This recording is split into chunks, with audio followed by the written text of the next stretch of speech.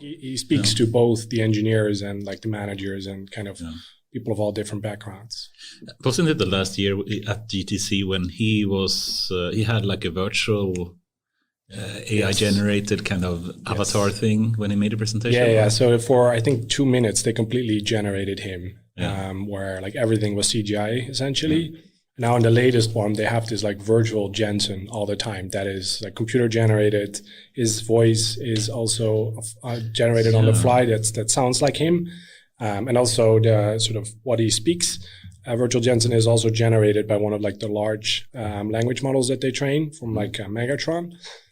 So basically everything from this. Can you ask questions to Virtual Jensen and have it reply? I think so, at least internally. Yeah, I think that's coming externally as well. And they're expecting, there was a demo on GTC where they're expecting virtual avatars to join meetings as well in order to act on certain requests and look things up and stuff like that. So it's in some cases it feels like they're creating the world in front of you, which is definitely a big change from coming from Spotify, where it's a music app and a podcast app, but it's not the same. But imagine, I mean, that is the proper type of chatbot that you would like to have. Like if you have a properly, a natural language and I guess speech generated, responses in real time, right?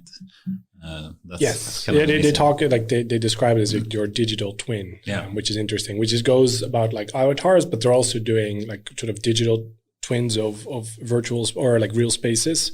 So they work with like BMW and Amazon to basically completely generate or like have a virtual version of their warehouses and their factories. Is that the thing that they call omniverse? That is omniverse, yeah. So it's basically like a physics enabled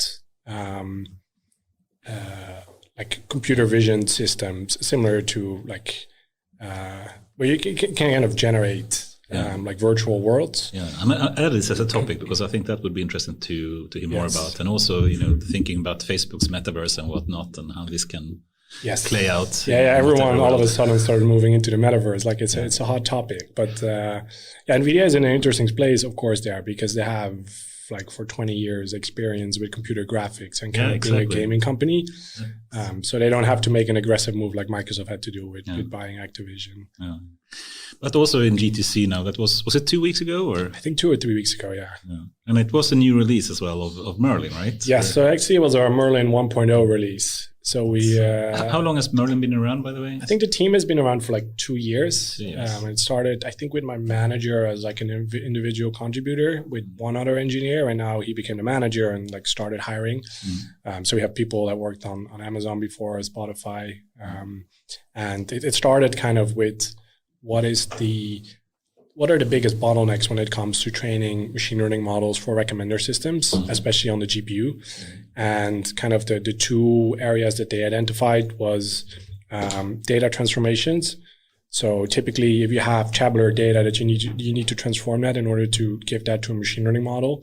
So you need to do things like if you have continuous features, so like real numbers, like the number of times that like a user logged in, for instance, you need to all scale that in the same range. Otherwise, like these algorithms won't be able to train. And for categorical features, so these are things like genres. Don't go too technical now. I think we have a separate topic when we go into what Merlin really is and stuff like that. But I'll keep it high level. Yeah. So basically, those common transformations. You're able now to do on the GPU, so it's more like a 10x speed improvement, which was always like a bottleneck before. And the second thing was that the data loader, so when you train a model, sort of getting the data from disk into the model was a major bottleneck as well. In a lot of cases, because that was so slow, like the GPU were underutilized. So with the standard data loaders that you had, and like TensorFlow and PyTorch, kind of the machine learning frameworks that people are using these days, like that was the biggest bottleneck. So like when we fixed that, all of a sudden, like because like computer vision, like and natural language, like when they started using specialized hardware like GPUs, they saw like at least like a 10x or 20x speed improvement. But that wasn't the case for tabular data and recommender systems. And then with these data loaders, they actually could get there. Is that one of the biggest highlights, or what are the biggest highlights for Merlin 1.0? So Yeah, so there's two things that I just described were part of NVTabular, and it was kind of like the first library that they had, and was the only library that they had when I joined. Yeah. Now at Merlin 1.0, we released the first version of Merlin models, so a machine learning modeling library that works with like both the two major machine learning frameworks out there, so TensorFlow and PyTorch. PyTorch is still in the making, but the TensorFlow is getting there.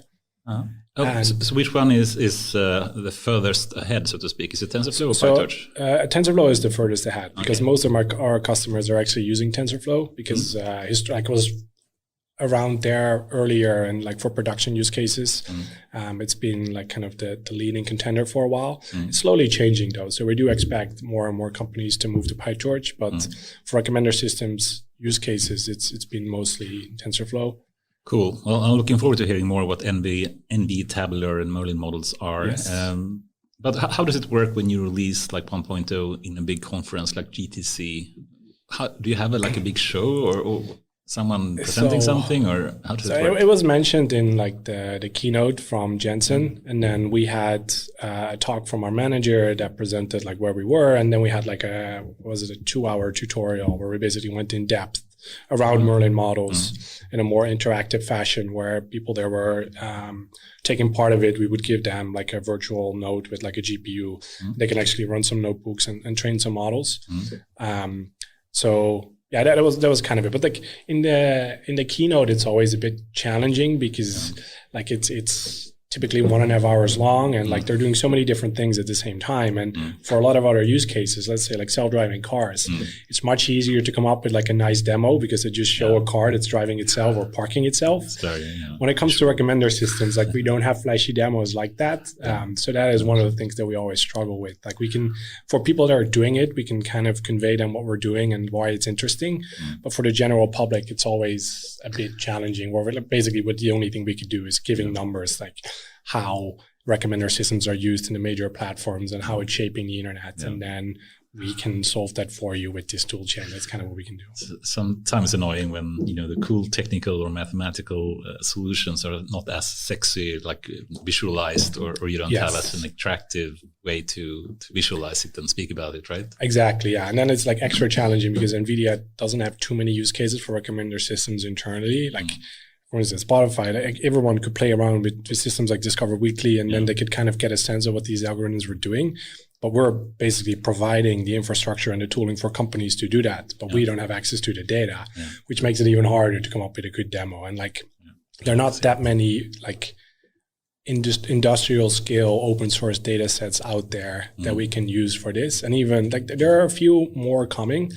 So it's getting better. But even with those data sets that are out there, it's hard to make it interactive. It's not that we can sort of give you as a user or like someone that looks at the presentation a sense of like, okay, this is what the algorithm does, because it's trained on like I remember, we had a fun thing in a hack week in Spotify at one point. I'm not sure if you were there at that point, but we had Bartendro. It was a robot bartender. Oh, interesting. And then we basically built a recommender system for connecting the music taste that you have with what drink you like. So we had a user item matrix thing, or annotating some data, what kind of drinks you like, and then you connect it to the Spotify profile that you have. And then you try to predict, what kind of drink you should have.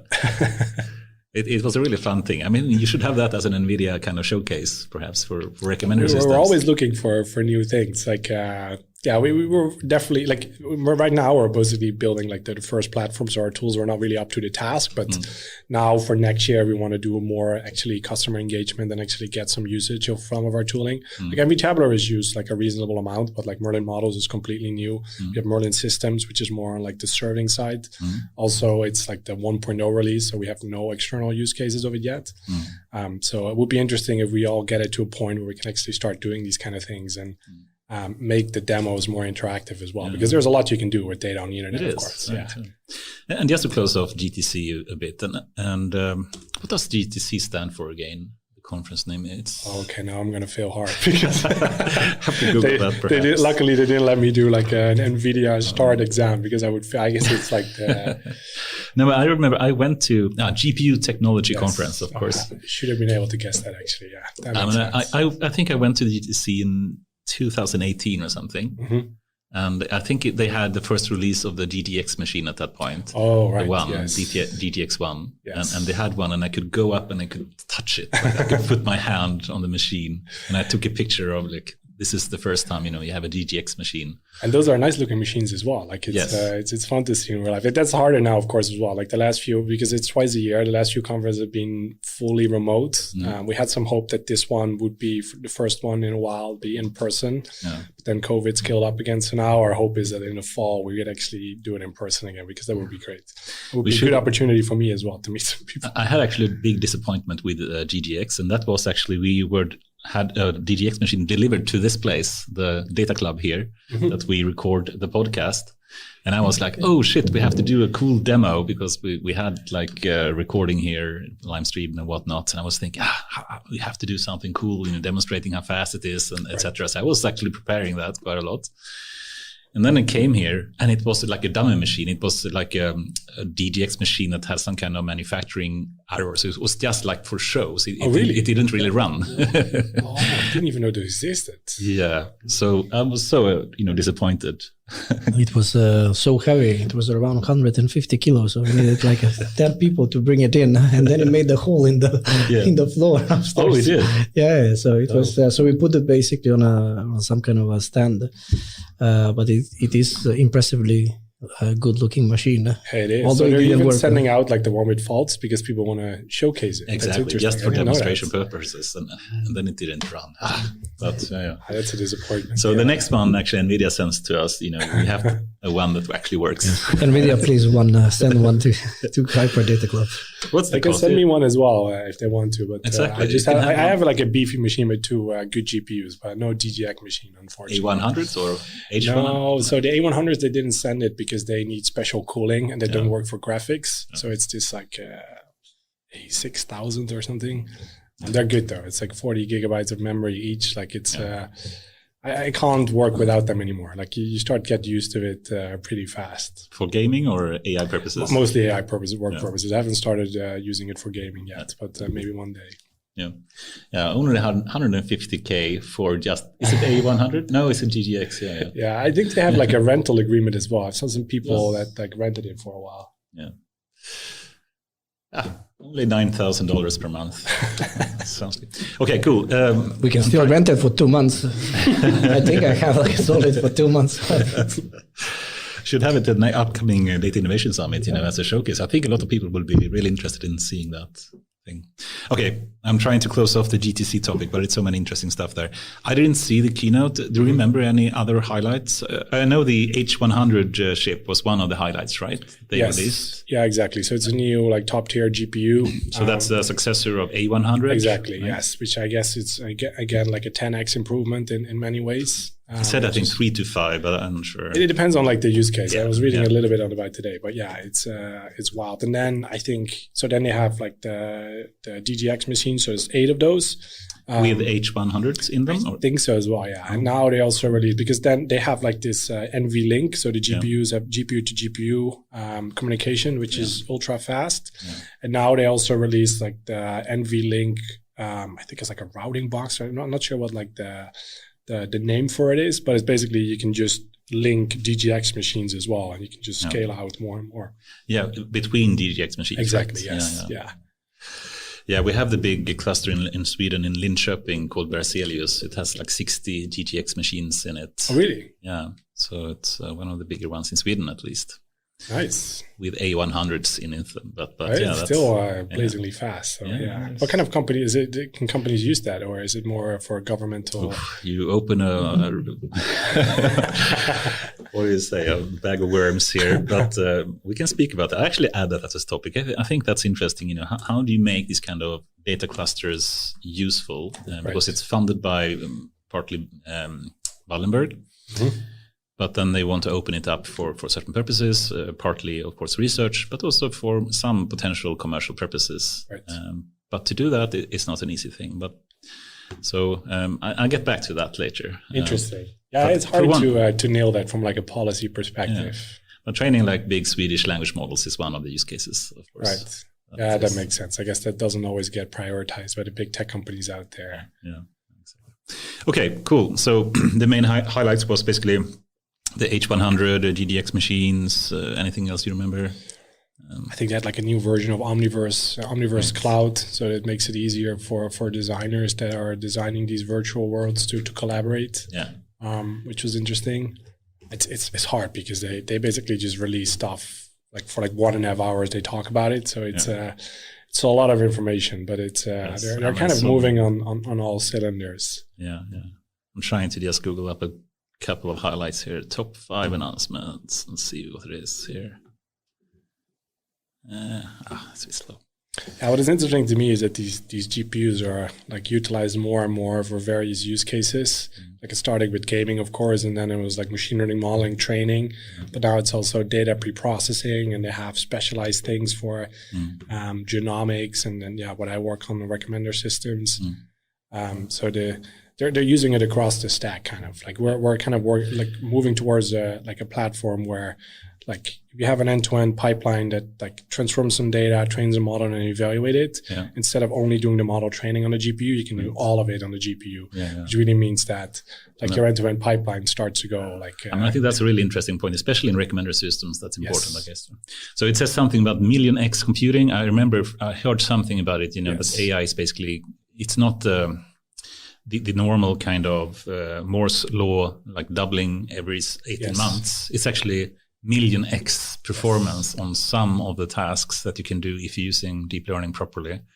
It's wild. I mean, like, since it's sort of parallel computing at its core with these large matrix vectors or like these large matrix multiplication operators.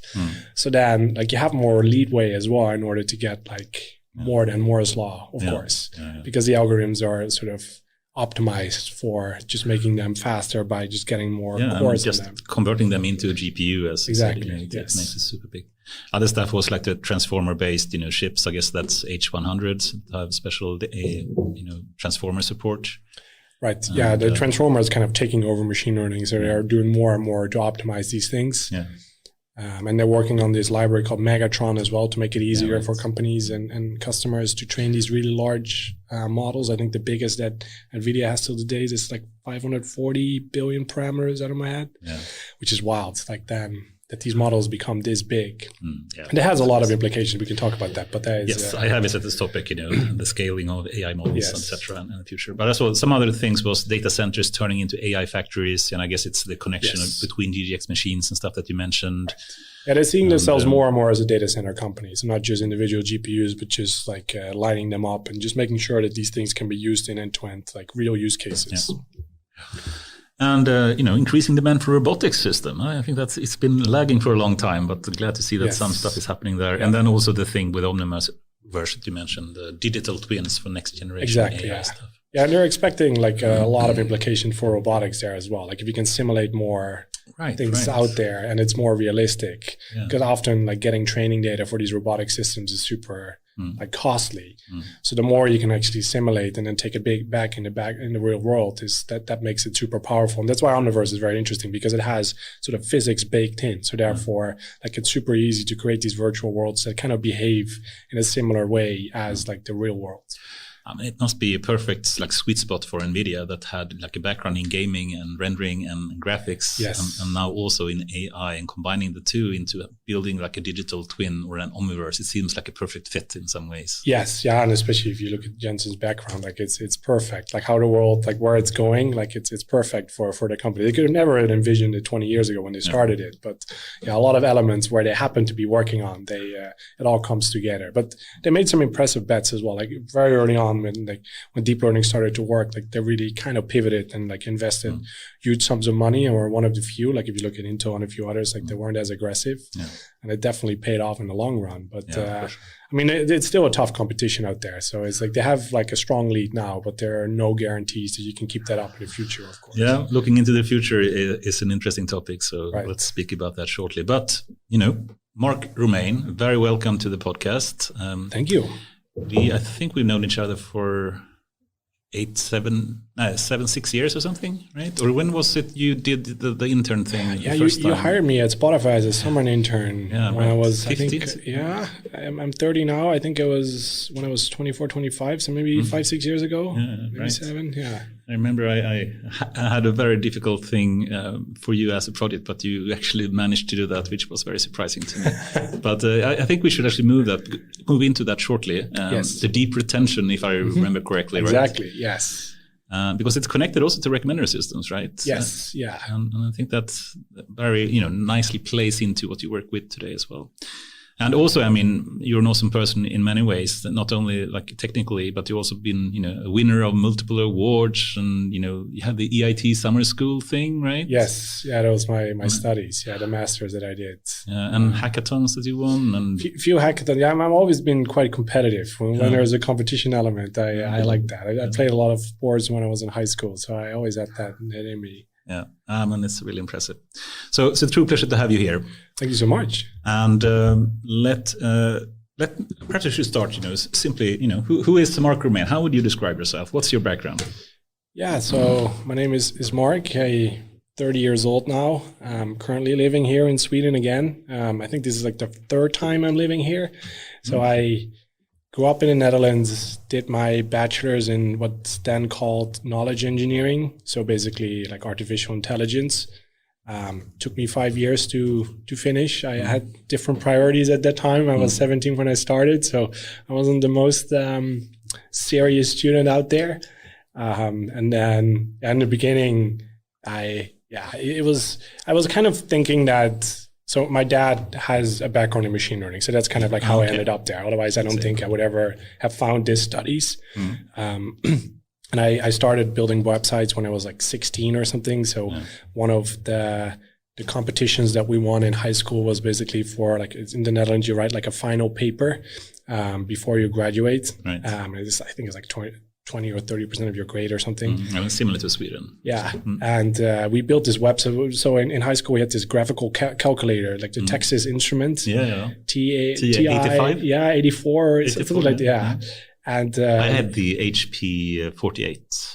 Hewlett Packard had a similar one. It was these two that were competing, I think, the TI 85. I think in the Netherlands, everyone had the Texas Instruments. So maybe it had some sort of monopoly, or maybe we had to like buy that one. I don't know, some sketchy deal. Yeah. But you can basically program in BASIC on these. And then I think like the first time our physics teacher like explained us like how to write one of those programs for one of the formulas we were taught. And then we're like, all right, this makes life much easier. So we started implementing those for a lot of them. And then we built a website on it where basically people could download their own and upload their own versions of it, because every time we had a test, people always come to us and hit this like little USB cable that you can sort of transfer programs from one to the other. They always wanted like the ones that we had. So that's kind of like how it started in programming. And then I worked for like a design agency for like a summer when I was like 16 or 17. So then I got like Photoshop, like a layout of a website, and then I had to turn it into CSS and HTML, which was interesting. And then I started like studying knowledge engineering, thinking that it would be more engineering. I actually thought it would be sort of like more cognitive psychology as well, where like we would study the brain more and then kind of try to apply it. It was kind of my version that I created in my head. As you hear, I didn't research it all too properly. I guess I just followed my dad's path. And I struggled with like the large amount of math that was in there, and I didn't really see it leaning to anywhere. That was also pre-deep learning. So all the machine learning methods that we were learning were not working at all. So at some point I was like, okay, I just want to go back to, or I just kind of want to focus more on real engineering, because I always worked on the side, like 12 hours a week as an engineer at like a company in Maastricht. So then my master's was more like general computer science, because I saw like when I was working part-time that like the thing that was holding me back the most was actually the engineering skills and sort of learning more about computers. I never really understood like how network calls were being made. Like we're not going to get too technical. There was a lot out there that I didn't know. And I kind of was self-taught in that front. So then I think after 4 years, I only had like 80 credits out of the 180. So I was definitely not doing well. And I was also telling my parents that I was going better than XUN. So then I had to come clean. I was like, okay, now I get my stuff together. So in a year, I finished it and sort of realized that I needed to get out of the city and I really wanted to go abroad. So then I started doing these studies where I studied 1 year in Berlin, and then the second year was at KDH here in Stockholm. And it was the EIT double exam thing. Exactly. Right. So it was my specialization was cloud computing. So that was like 75%. So distributed systems, like in Berlin, we had a bunch of classes from people that were behind Apache Flink, if you know that. Oh, I know the founders of it. I mean, they are awesome people. Yeah, so that was amazing. So that really got me like the proper computer science like experience, and I really liked it. And then we got some like entrepreneurship courses on the side. And then when I moved here, like that was kind of in the summer, I started realizing, oh, actually my machine learning knowledge could be useful because deep learning just started like working essentially. Right. When I started to read up on it more, it was essentially, well, we can scale up these algorithms now because we learned a little bit more about the algorithms, but there was a large part was also we can just build better and larger like distributed systems, which is essentially what I was learning in my master's. Like, okay, this is actually the sweet spot. So then I really prioritized trying to write my thesis around like some deep learning or machine learning subject to get back to speed. And here at KDH, I took a few machine learning courses. I realized again that the math was tough, but I'm happy I did it. So then I wrote my thesis here in Stockholm at a company called Doer. Yes. So it's like an accountancy company from like a serial entrepreneur that already like sold a few of his earlier companies for a lot of money. So it was a very different experience. It's like joining a startup like that had already kind of how big were they at that time? I think when we joined, so it was me and Jan, like one of my best Dutch friends that I was studying with. We both joined as like machine learning interns to write our thesis. And the idea was essentially that we would use deep learning to extract information from receipts. Right. Because people were sending them receipts and they wanted to kind of extract what the total amount was, where was it received and stuff like that. I know, the company that I worked for before was Algotorial, and they actually worked with Doer as well. Interesting. So we had like, so my supervisor was Roelof, was like a Dutch guy, was quite active here in like the machine learning space. And he was working for them at the time. And then we asked him, okay, could you be your supervisor? And then we write our thesis there and we set it all up. By the time we started, Roelof was already gone. So then we were kind of on our own, and like they didn't really want to give us access to the data all that much. We still wanted to sort of write something that could potentially be useful when they gave us the data or when they decided to use the algorithms. So then we found this data set of kind of annotated scientific papers where the data set consists of like the PDF, so we could extract the text, but they were also completely annotated where for each word it had the bounding boxes, essentially like where was it located on the page.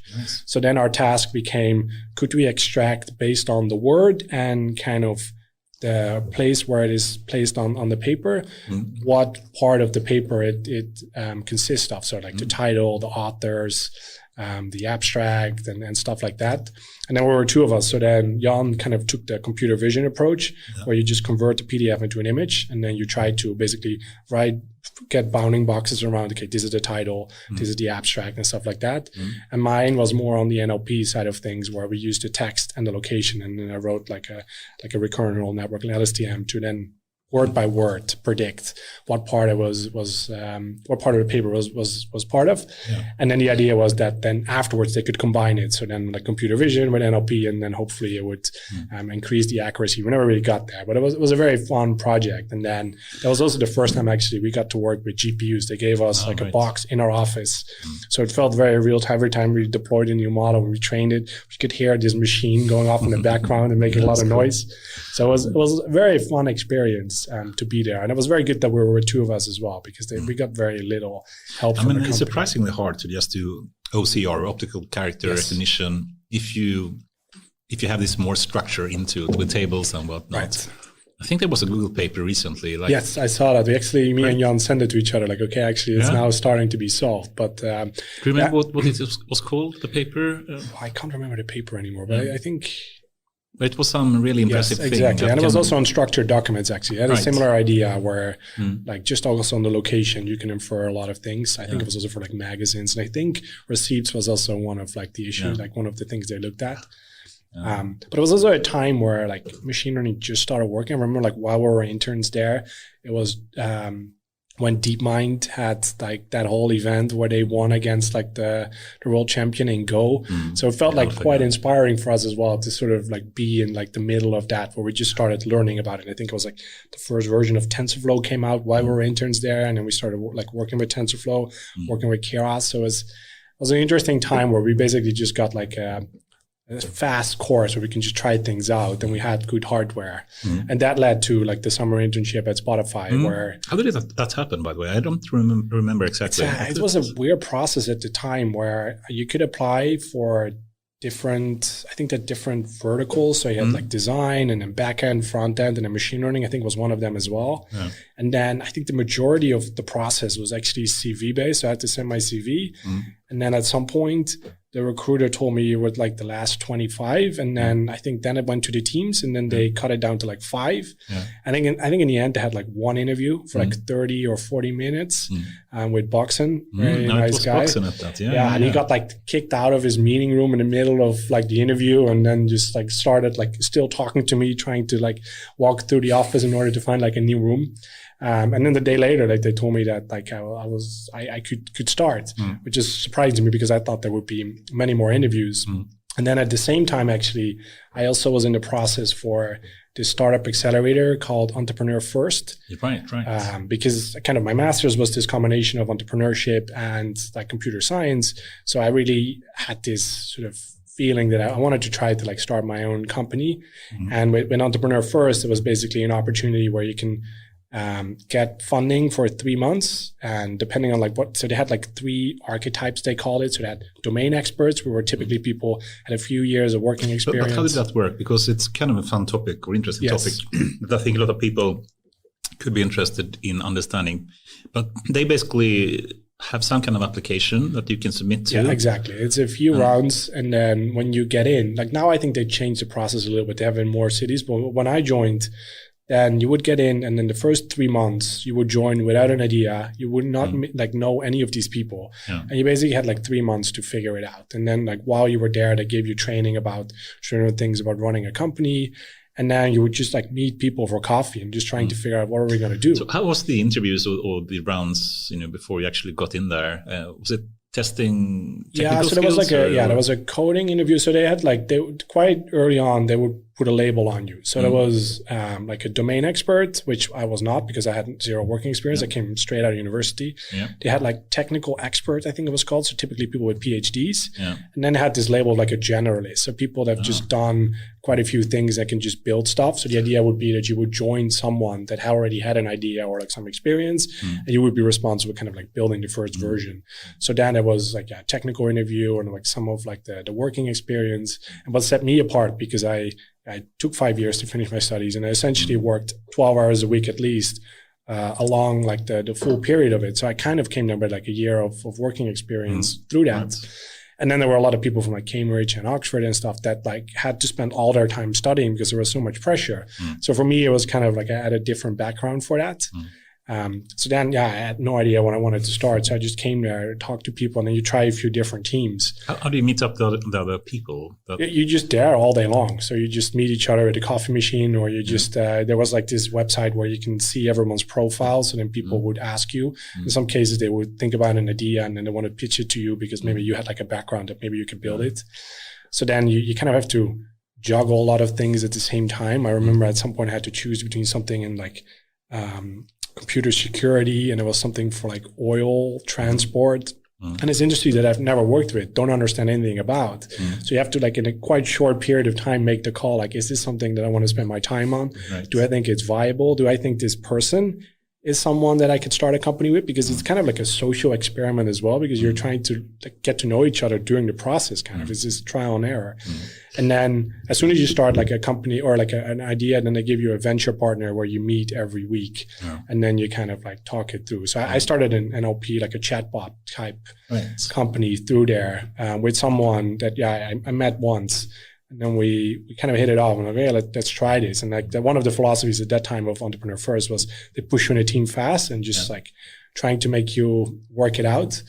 So then don't forget to take any of the awesome kind of Easter snacks that we have here. We have a kind of an Easter special here, and Goran has spent a lot of time demonstrating his skills in the kitchen as well, which is impressive, I think. So if you haven't heard, me and Anders be opening a restaurant in a bar in a couple of years. You're preparing for it. Starting to train for that. So yeah. My first proper Swedish Easter. This is nice. Yeah, with some salmon and shrimps and a lot of cool stuff. Sill as well. So that's awesome. Awesome. And okay, so some kind of chatbot. Do you regret that decision to start a project with a chatbot? 100%, yeah. I can imagine that.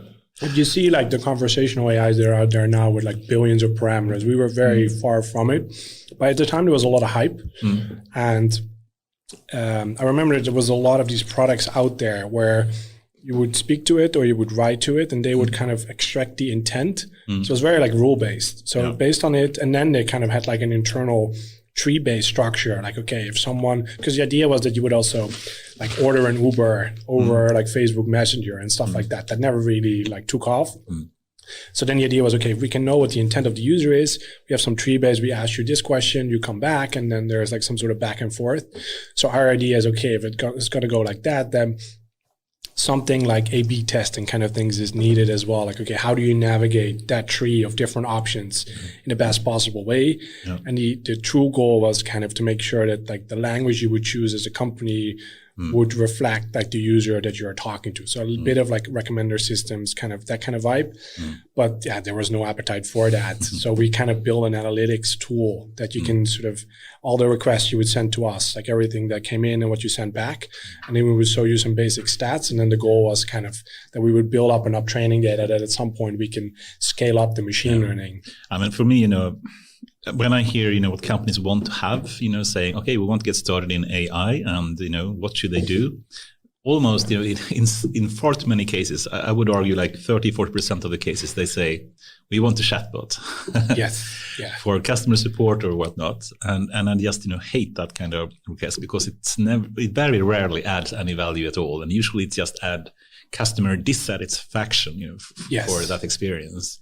Yeah, I completely agree. Maybe now with the conversational AI, like the top tier ones, maybe that changes. But yeah, I also like it came off it with serious doubts. But then kind of, so after the 3 months, we had to pitch to the investment committee. And then if they agreed, if they proceeded, which in our case was the case, they invested like a tiny amount, like 16K pounds. Yeah. Or we could basically... But didn't you get salary, during the first 3 months? Or? Yes, but back then it was very little. So I had basically to live off like 1,200 pounds per month in London, which is tough if your rent is already 900. Yes, Now I think they upped it a little bit, but back in the day it was not much.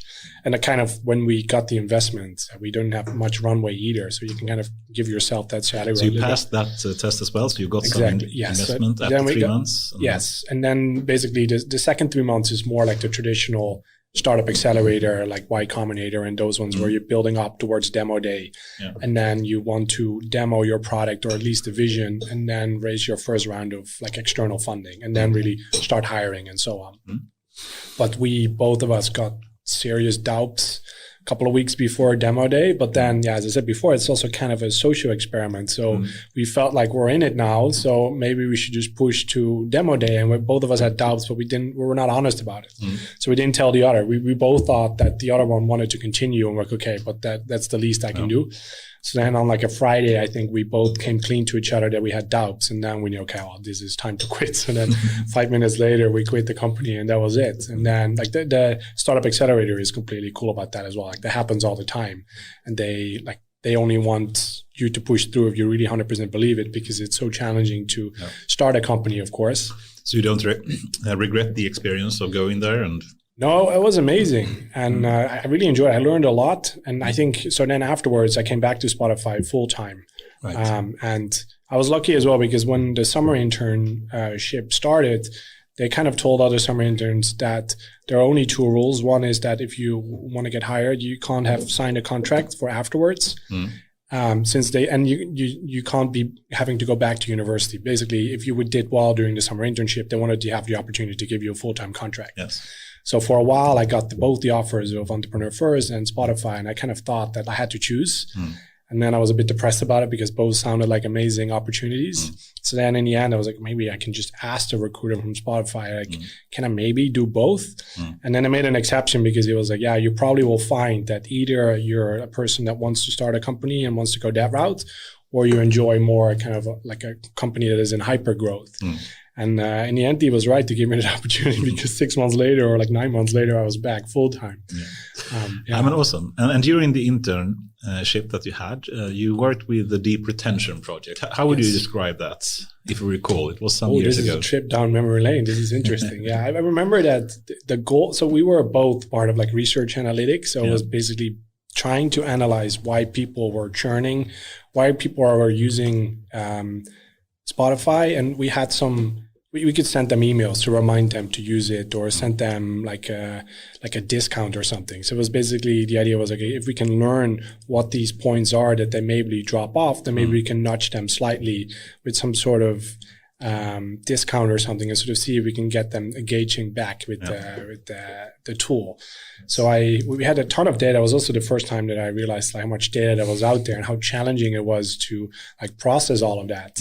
So we trained, I think it was like a recurrent neural network that tried to predict on like a day-by-day basis if the user would still be active on the day after. And then quite soon after, I also realized that just training these models was very challenging. Getting the data was challenging. So it was more like an engineering issue than maybe like a machine learning issue. As AI often is, yes, right? Exactly. But this was my first true experience with that. So and then I think it was super valuable. And it was this kind of wide and deep learning model, if I don't recall. Yeah. Right. How would you describe that model? What is wide and deep learning? So I think it comes from like the recommender space, where often these deep neural networks have a challenge of learning higher level interacted features. So if you have a user, like what is the interaction between like their age and the genres they like, or the country they're from? And just by giving the model these raw 2 features, deep neural networks have a hard time learning that automatically. Things like gradient boosted decision trees, like there are other types of algorithms that have a much easier time to learn these kind of combinational type things. So nowadays there are algorithms that can kind of learn these things automatically. But back with wide and deep, you would program as an engineer, okay, what are these cross features? So these features that cross multiple things that could be interesting, and then pass that to a separate part of the network, kind of to give the model an opportunity to sort of give them that information up front. And then typically they started to perform much better. Yeah, so I saw some quotes. I mean, it's trying to find a good mix between both memorizing the data, but also generalizing from it. Right? Well, it's interesting though. I completely forgot that it was wide and deep, because I'm actually, so now we're working on a machine learning modeling library for recommender systems.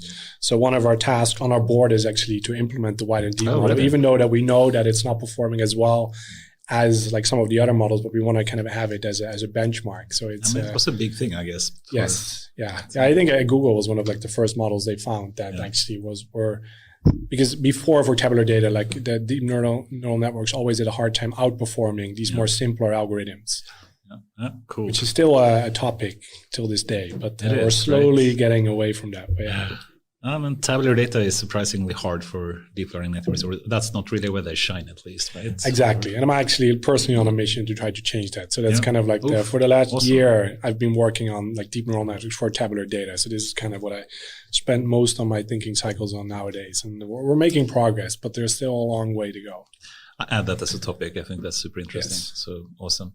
Okay, so you did the internship. You went to Entrepreneur First, which was in London. Exactly. And basically, you try to meet up with some people, and you start some kind of startup. You get some funding, and then potentially, you see how it goes. And you chose chatbots, which is perhaps not the best thing. No, looking back at it, I'm regretting that choice a little bit, but it was valuable for sure. Yeah. So you would still recommend other people to try it if they get the opportunity to.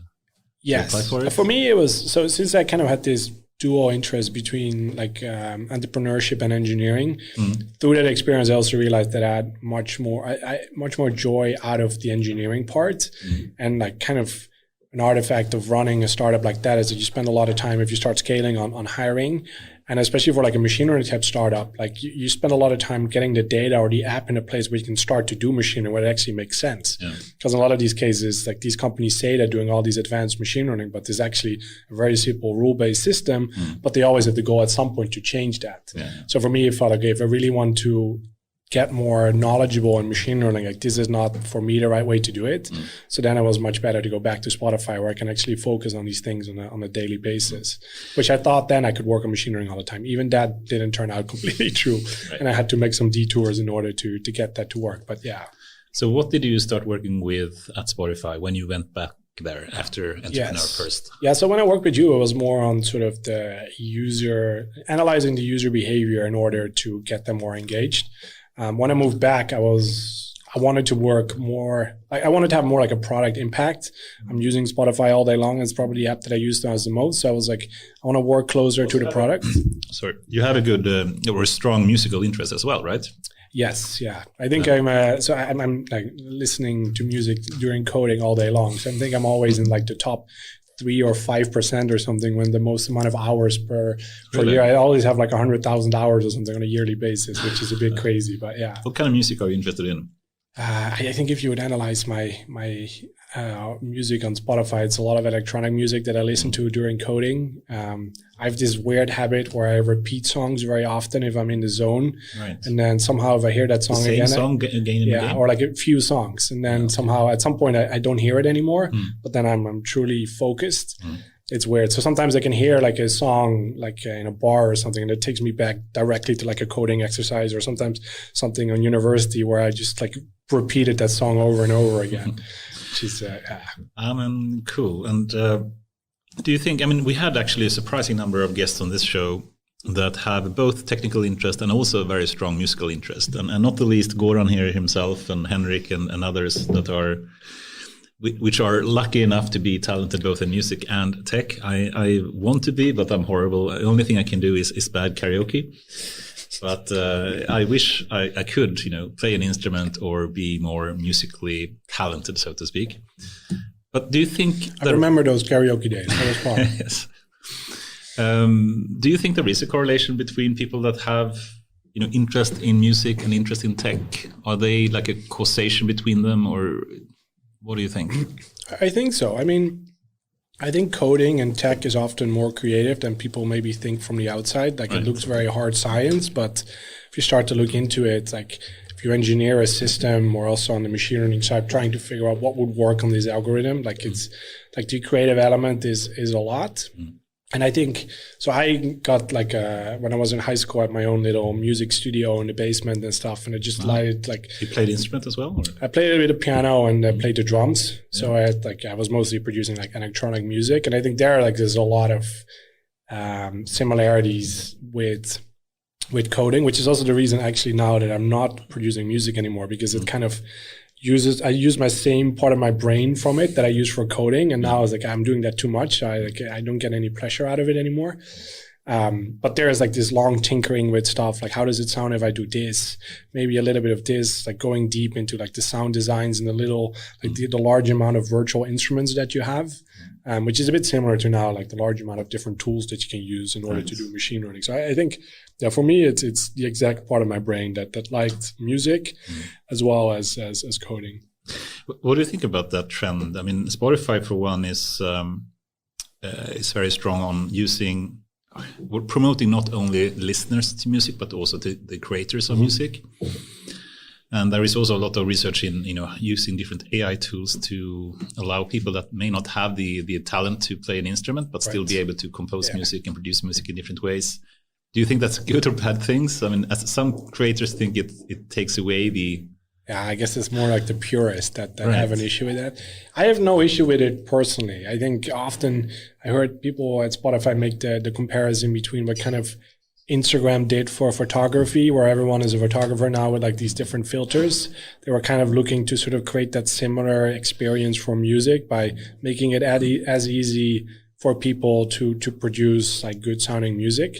I think it's a different, like it's different than just like the purist, but I think there's a place for it. And especially now with when the AI starts to like become more and more powerful and sort of the TikTok of this world, like it is, I think that the youth, like I sound very old now, but like when I talk about TikTok and stuff, I do feel old. That's weird. But imagine me speaking about TikTok. That's yeah. Wouldn't you think that potentially it's a way to democratize basically music by giving some... I remember one of the first like AI-enabled albums or created albums, Amy or something, I don't recall the name. Right. But she used some software to produce, all the orchestra or the instruments, and you could basically produce it through that, and she could add some vocals to it. But in that way, she said, she always wanted to play some instruments, but never had the talent to do so. And right. But now suddenly this opened up a new world where she can actually express her, interest in music. Yeah, and it becomes a different game, right? Like instead of having to have that hard skill of playing an instrument, is more like your taste and your intuition sort of guiding the algorithms to something that sounds good to you. Yeah. So no, I think it's super interesting. I think we'll get there. What the implications are for artists, I'm not so sure. I think we've seen that at Spotify, of course, as well, with this study and piano music, where it's been people care less about the artist and just like the sounds, and it's easier to make. So it's there will be some negative elements, I guess, for artists, but they were always having the counter argument at Spotify for Instagram did photography, that also led to more people getting really interested in sort of like old school photography. It led to more cameras being sold.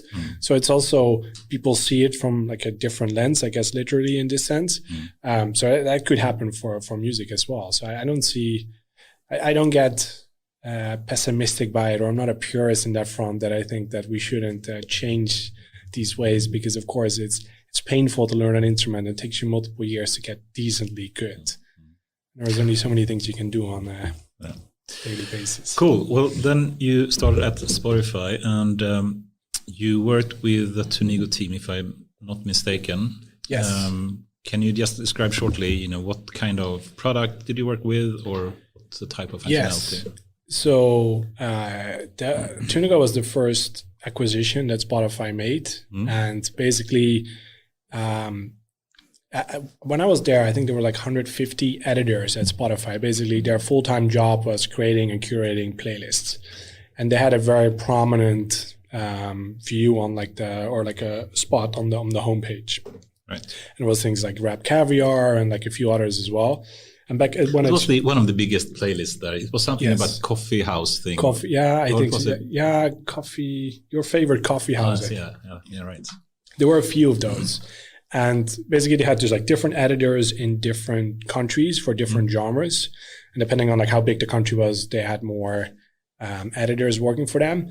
And when I started, the editor was controlling the whole playlist. So they were also in control of like which songs are in there, but also what should be the position of each of these tracks. Right.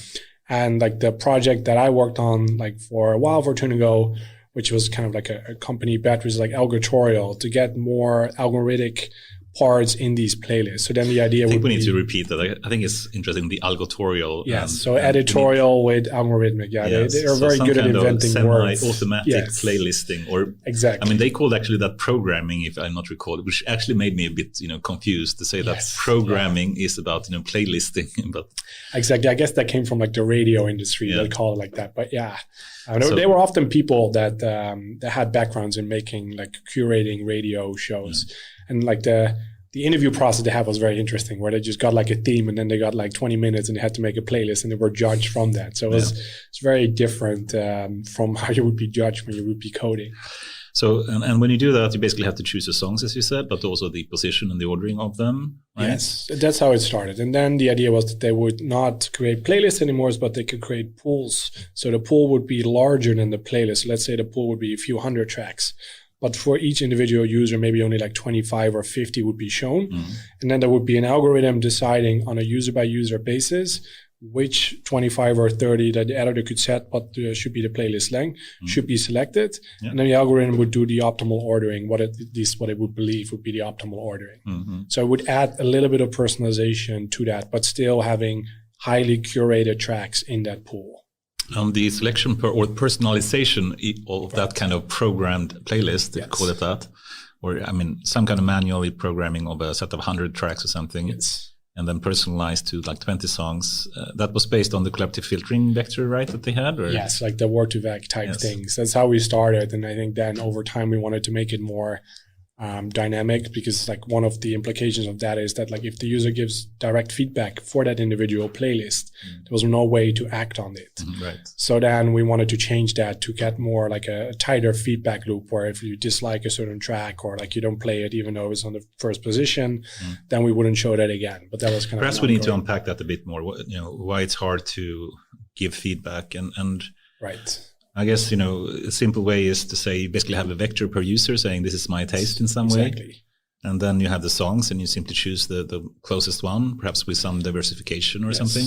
Exactly. But then if you give feedback saying, I don't like this specific song, it's hard to include that in the algorithm, so to speak. Or how would you... So in this sense, let's say you're playing your favorite coffee house and there's a track on there that you don't play on the first position. And people, like the position is super important. So the higher the track is, the higher the likelihood is that it's being played. It doesn't necessarily mean that it's a higher quality for this user. They just click on the first thing that you showed to them. Right. So if you then don't play that, like that probably doesn't have enough of an effect on your taste in general, because every song is 3.5 minutes. So you have to take quite a few actions for that to sort of go into your long-term taste. And it could also be that that track that is on the number one, you've already listened to a few times, or maybe doesn't fit that mood, what this playlist represents for you. So maybe in certain contexts, you want to listen to a certain track, but in other contexts, you don't. And with that sort of general taste vector, you won't be able to do that. So then kind of you need a sort of tighter feedback loop. But if this user is in this context, in this playlist, this is what it typically listens to. And therefore, we sort of boost this track over this other track. And this kind of algotorial, I think it's a term that is interesting. And I think Spotify coined it. I'm not sure if... I think they coined it, yes. Did they find a way to make it more, editable in some way? I think right now it's much more editable, So I think they're moving to get more and more of the feedback of the user, kind of what TikTok is doing, sort of make things more reactive and trying to act on it directly. But it's a hard problem to tackle. Also, just...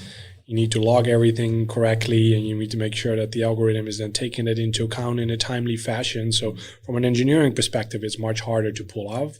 I think it's an ongoing basis, but it's already much more reactive as it was before.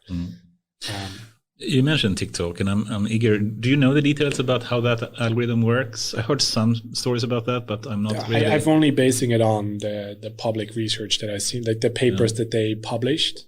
I think it's similar in a way from what Spotify is doing, in the sense that maybe Spotify's algorithms were not top notch, but the data set that they had was so high quality that even relatively simple algorithms were performing amazingly well. And I think that's true in a way for TikTok as well, because every video is only 10 or 20 seconds.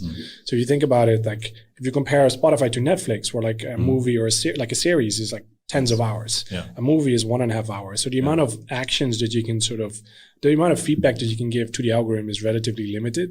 Spotify can already do much more because every track is 3.5 minutes. But if you cut that down even more, then you get so much data that it's also easier to act on. But wasn't TikTok a more content-based type of algorithm rather than collaborative filtering? I think so. I think they've done a lot to make it more like enable more organic growth, that it's not only like the top influencer taking away everything, but they want to ensure that like a small creator can still make it all the way to the top. So I think they ensure, but I'm not sure if that's learned or is it more like a rule-based system that has that type of diversity. Perhaps we should unpack, what, I guess these are the two main types of recommender systems you can build, like collaborative filtering versus content-based. How would you describe these two for people that haven't heard these kind of terms, collaborative filtering versus collaborative filtering is just kind of trying to look at users that are similar in your behavior and then seeing what they like and then giving that to you. So if our taste 80% match, but we have on top of that some different tracks that we listen to, then we can recommend these tracks that we haven't played to each other in order to see if we like that. Content-based is different, where you either try to describe the content, try to manually put it in different buckets. I remember when we were at Spotify, I think it was like Pandora had this whole genomics type thing where they had this they're trying to break it down. Genomics of music. And exactly, yes. So the genome or a lot of data about each song and artist and everything. And then trying to see based on what you liked, what are the closest in content to that. And that can be metadata around the song, not necessarily the actual content. It could also be the audio if you want to push it really far. It's like what kind of tracks sound like each other. In music that is relatively hard to do. You need to have a pretty good understanding of the track in order to be able to do that. But there are definitely ways to do that. And I guess it's also more of like news type things where you can look at like the word counts and like the topics, and then you can sort of, based on this topic, things in another topic you can recommend as well. But for music, it's typically a little bit harder. Awesome. And then you worked with playlisting there at Tunigo. What was it still called Tunigo at that time? Or was they changed to like programming platform. Yeah, right. So when there were like 4 teams when I was in there, and then often like they had these company bets. So they had like a bunch of teams working on that together. So for that project, we worked with a bunch of teams that were based in Boston. And then like my work, so the algorithm part was pretty simplistic, and we're basically just reusing what Spotify already had. So there were like infrastructure teams that were basically publishing these vectors for the whole company, and we were using that. But we didn't have enough resources to actually make meaningful improvements to these machine learning algorithms as a team, because kind of the strategy that they use at each team as a squad should be super autonomous, which means that each squad only has like 1 or 2 machine learning engineers tops. And for other type like front end or back end, typically that is enough to make meaningful improvements. For machine learning, it's typically not enough, especially since machine learning was still pretty new at Spotify. So we struggled a bit with that. So then in order to get more exposure to machine learning, I actually started working more on like the infrastructure side. So I embedded with a team in Boston and New York for a while. And then I built this little prototype that would make it easier to run like an MLOps type framework to make it easier to transform your data, train a model, and evaluate it all in like a same pipeline, all in like Python. So basically targeted to machine learning engineers and in the tools that they're working with. Because typically at Spotify, for instance, you have data engineers, they write their things in Scala. And you have machine learning engineers who typically write their things in Python and other frameworks. And it doesn't always match. So the only people that could really get things done were machine learning engineers that worked there for a while, had enough understanding of the data pre-processing or like all the different systems. But for new joiners, it was typically quite hard. So I think you go through this very quickly. So it can be, I think, hard for listeners to understand. Slow me down wherever you think it would be more explanation needed. But just to reiterate a bit more here, I mean, for one, you will work with a programming platform team, but that's not really about coding. It's about the playlisting part. Right. But then also, I think you mentioned a very important point, which is that if you have a squad that have some, responsibility and ownership of, let's say, playlisting then, and you just have 1 or 2 ML engineers working there, it can be really hard for them to contribute to some like core machine learning algorithm system, right? Especially in the beginning of a project, you're still trying to get the data in the right shape. You're trying to make meaningful improvements, but then you're not training your own models as a team, but you're using someone else's models. And then you're kind of trying to influence that, which can be challenging. And typically you just don't have enough time to really prioritize working on your own models and pulling all that off. And I think what I identified, and many in the company identified as the key issue, was just like it was too painful to do this all by yourself. There was no good infrastructure to do this. So how do you build a team that can really work on improving like ML models in a good way? I think Spotify's take on it is that they don't want to have centralized modeling teams, but they want to make this as close to like the domain experts, which I think is a good argument. But that only works if there is enough infrastructure in place to make it possible to make meaningful improvements on this model with only 1 or 2 people. And this worked very well with like standardized infrastructure for like backend programming, so the things that are running on the server, for like data engineering, for front end. So they had all these frameworks in place that kind of standardized how things were done for a particular like type of engineering. And then they were able to sort of make meaningful improvements with only 1 or 2 people. But for machine learning, for a long time, we were definitely not there. So I spent a bunch of time trying to design tooling that would enable that, so that it would be possible for teams to do way more things on their own and be autonomous and train their own models and make their own decisions around how to evaluate these models, how to pre-process the data for it, and so on. We actually had one person that come from the same country as you, from Netherlands here, Jan Bosch. I'm not sure if you know him. Never heard of it. It sounds like a Dutch name, though. So he's a professor in software engineering from Chalmers. Okay. But he focused on AI a lot, and he coined, I'm not sure if he coined it, probably not, but he speaks and actually do research in what he calls AI engineering. And he tries to argue or try to discuss and find, what are the differences between traditional software engineering, like back-end, front-end engineering, etc., or data engineering, compared to AI engineering. And then one of the conclusions, anyway, one of the findings, I guess, is that AI engineering has a lot of challenges that traditional software engineering does not have. And it would be fun to hear what you think about what are the main differences between like traditional, if you build a mobile app or website or like a database-based backend system or an API or whatever, compared to like a heavily machine learning model-based kind of system, like a recommender system. One thing I can start to just give some points, and please, let me know what you think about that. But one part, at least, is that in traditional software engineering, everything is hard coded. Basically, you have to write, the code yourself from, not from scratch, but you have to at least use the existing libraries and code out there and write everything manually.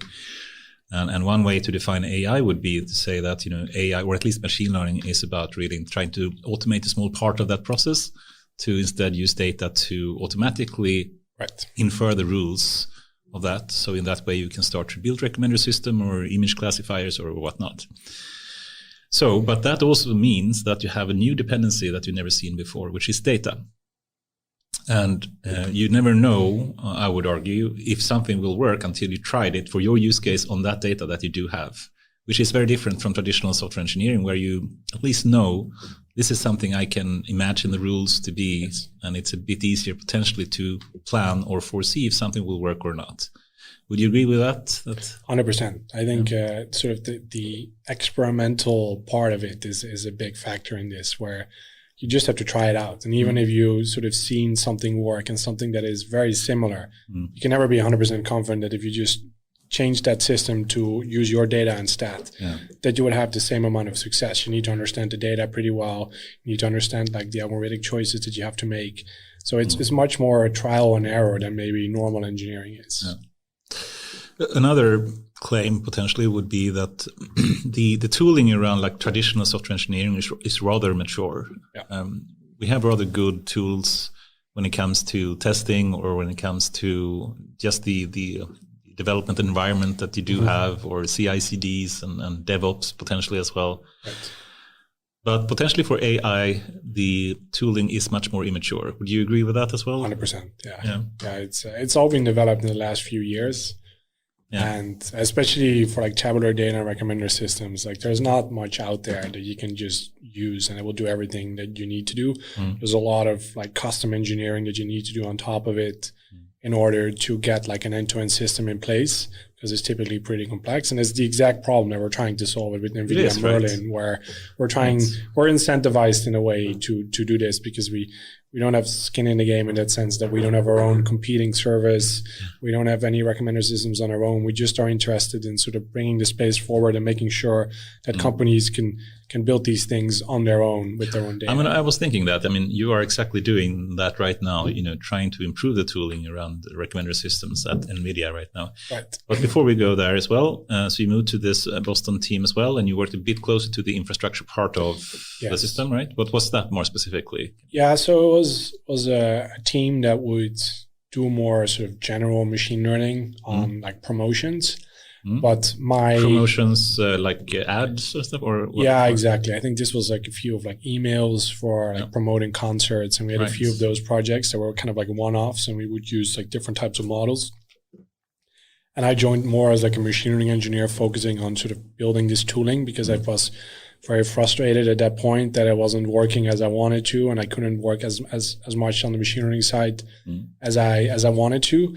So I worked in this team and I built this little prototype. So we had this Python library called Luigi that was basically doing sort of data engineering pipelines.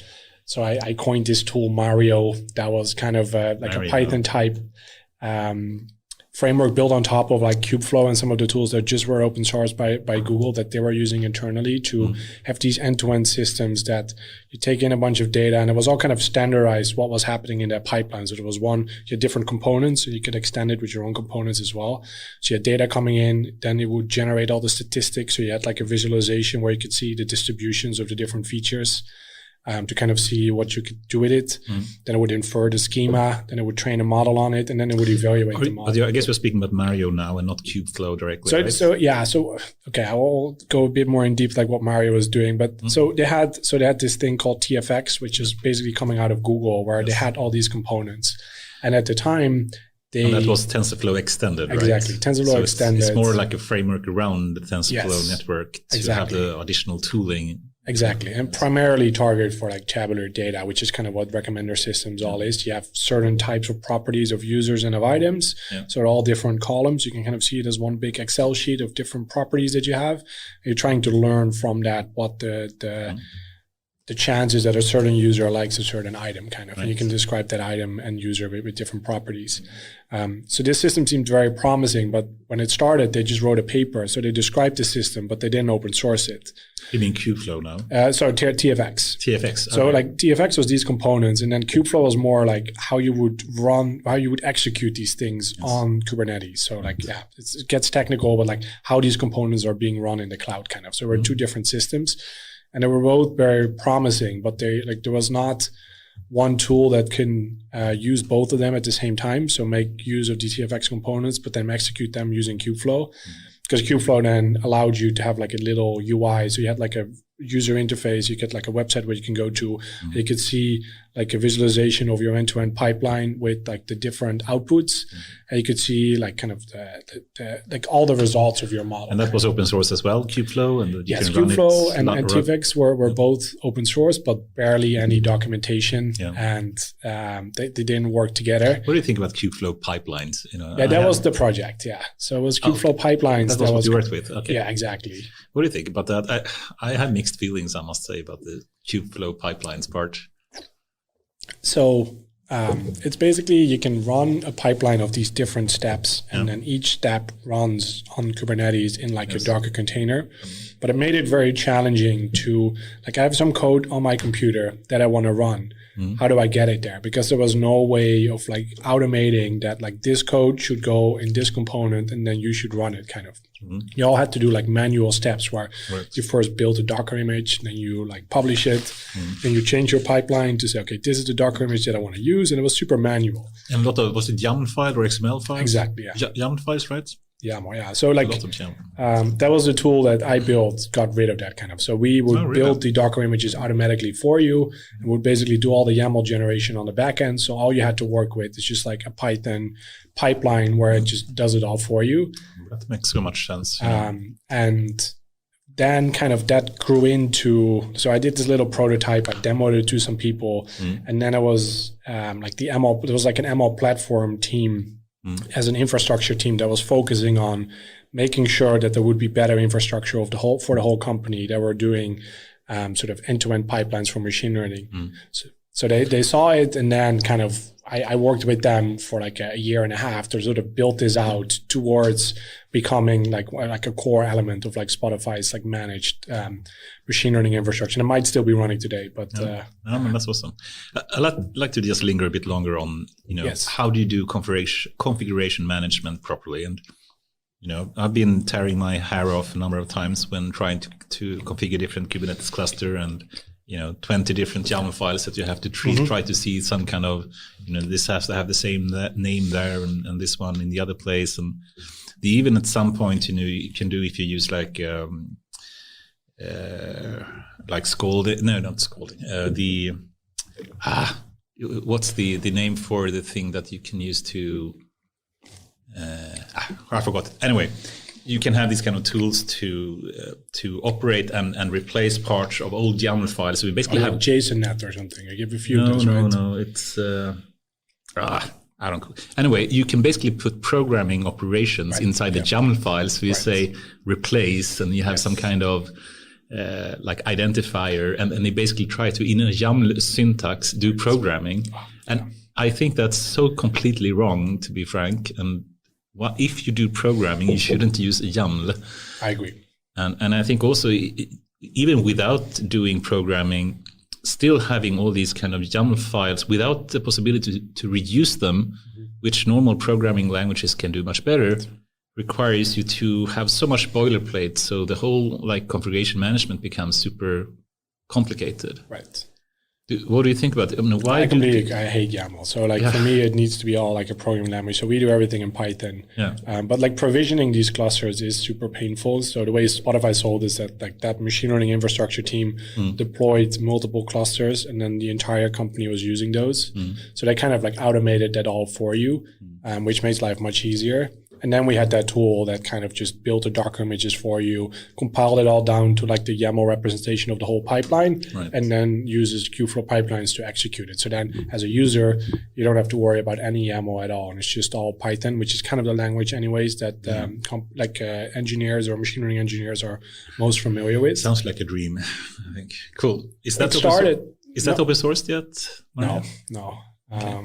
It's not.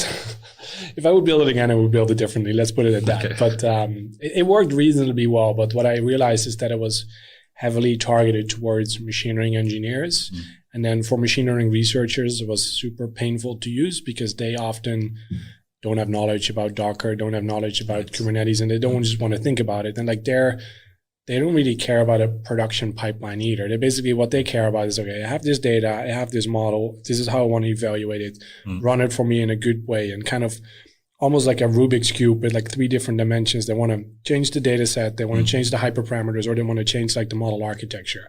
And that's all you need to give them kind of. And this tool didn't really allow that.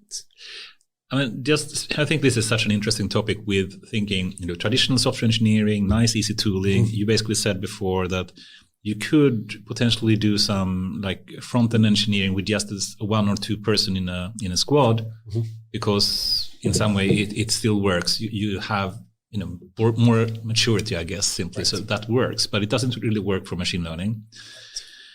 And what do you think about the future? If you think ahead, I mean, I can imagine so many companies that have gone through this problem specifically, and they have 1 or 2 data scientists or machine learning engineer that may be good at the theory or using notebooks, but don't really know the tooling around building proper systems. Do you think there will come a place where machine learning will be as easy to work with as like front-end engineering, so you can really have like a single machine learning engineer in a team and it still works as good as it does for traditional software engineering? Yes, I do think so.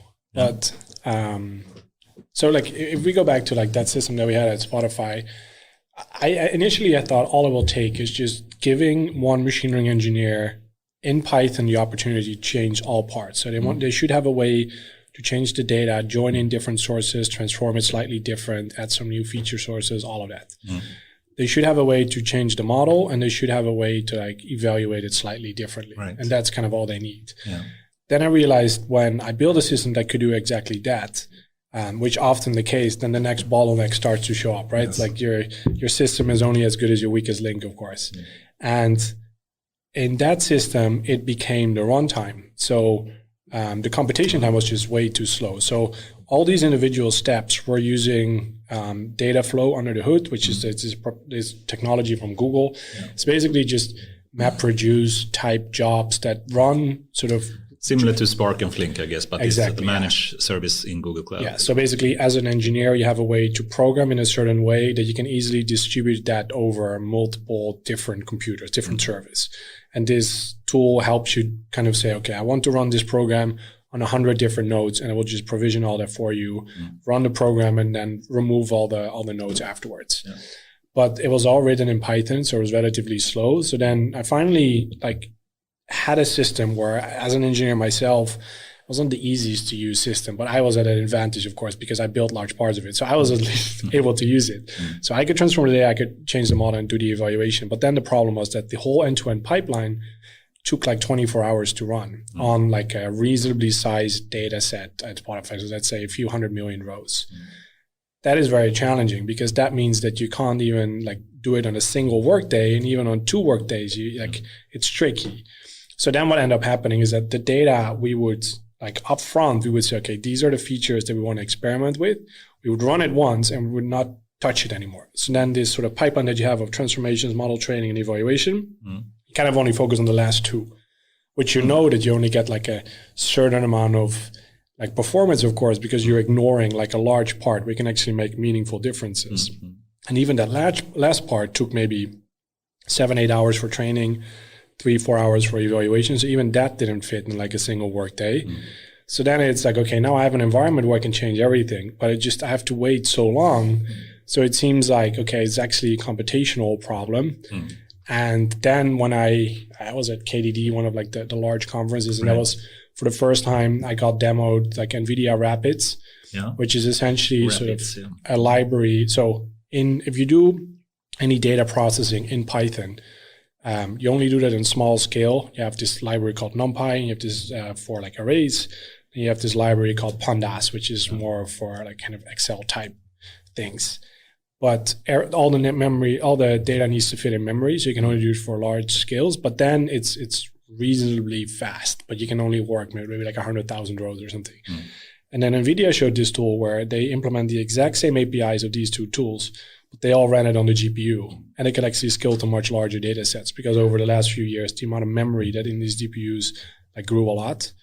So that for the first time, like I built then a tool at Spotify that replaced some of like the tools that were using the MapReduce to move it to the GPU. And then I ended up with a pipeline where the end-to-end pipeline maybe only took like 5 minutes for something small, and maybe like 30 minutes for something big. So then finally we were able to like multiple iterations on a single day, which is kind of the exact, like, I guess around the time that you were there, it had a similar thing where it started with like MapReduce and Hadoop and ended up being BigQuery, where it was also that 10x speed up. And then all the data scientists. 100 or 1,000 times exactly. speed up. And that made all the difference for them. So I was kind of, okay, I think in order to push it forward, it's not only an API problem, but it's also just a runtime issue.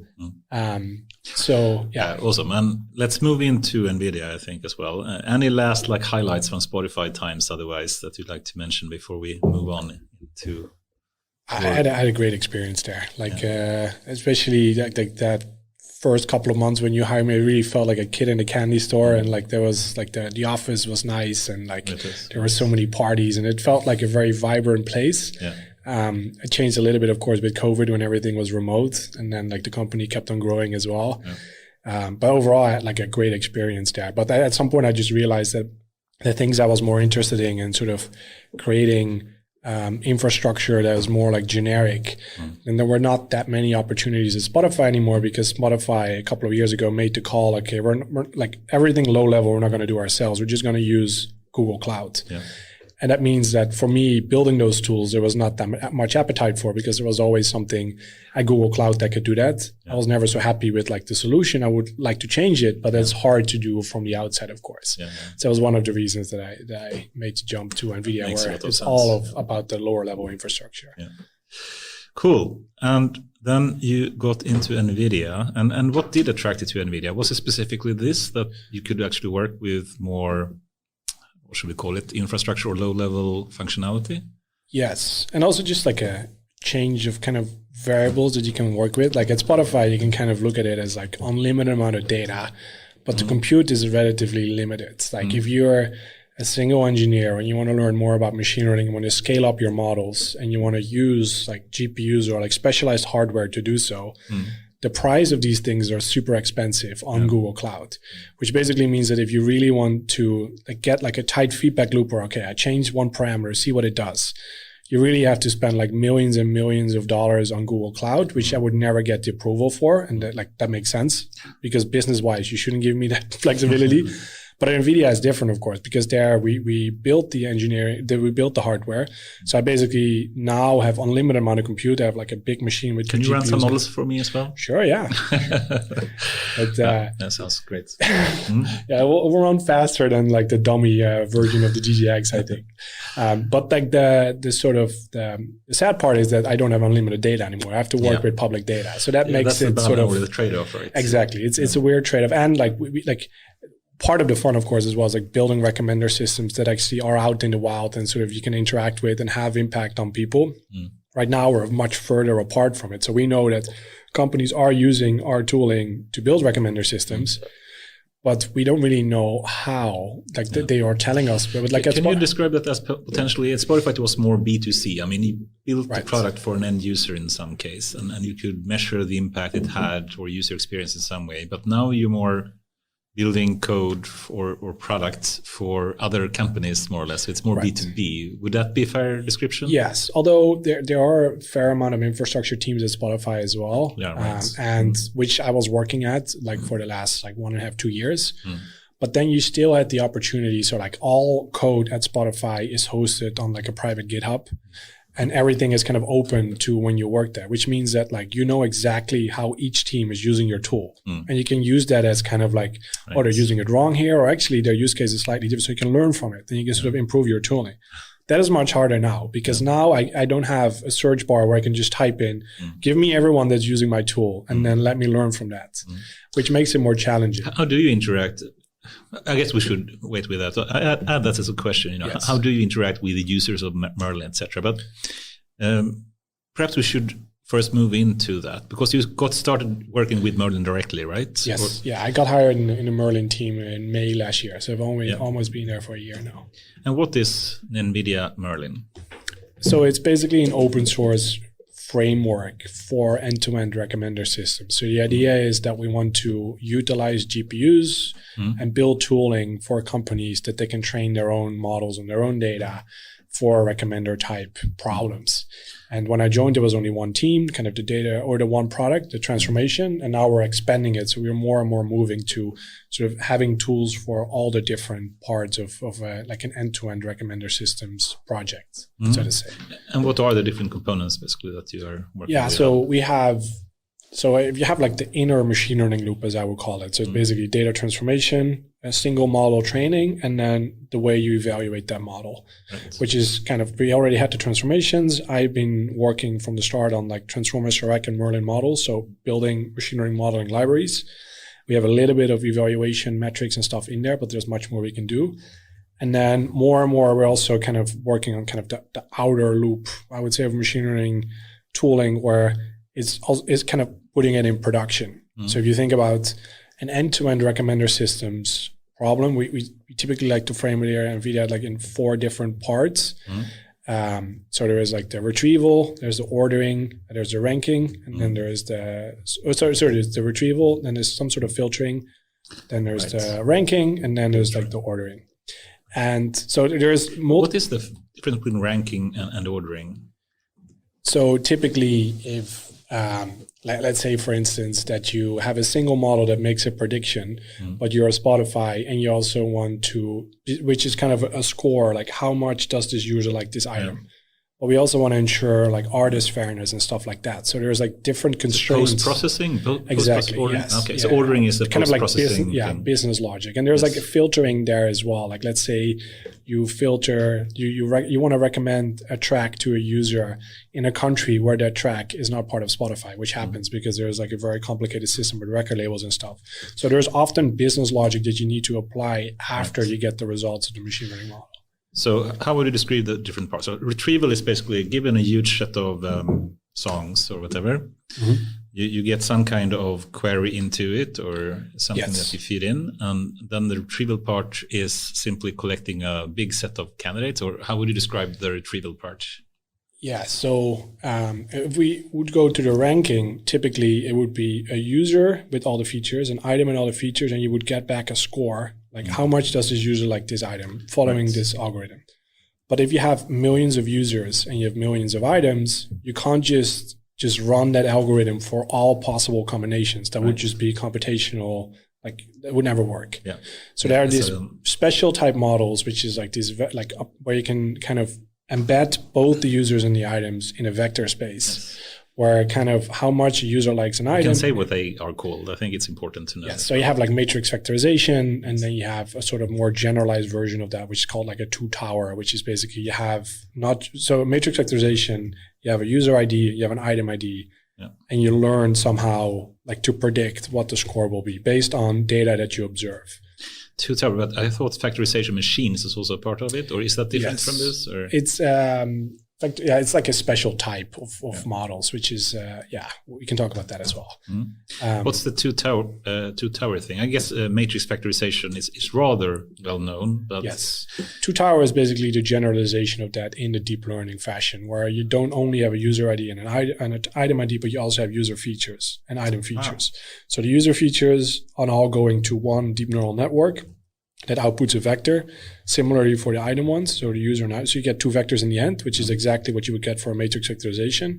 And then everything just follows through. So it's just essentially, you have this extra element where you add more features towards it and you use a deep neural network to learn the representation. So to give it a concrete example, then you could have like songs on Spotify, you have the user IDs, you have the item IDs, which are the songs.